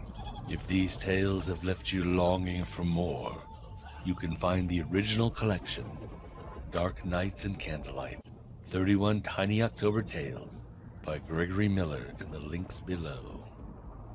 Until the leaves turn brown and the shadows grow long again.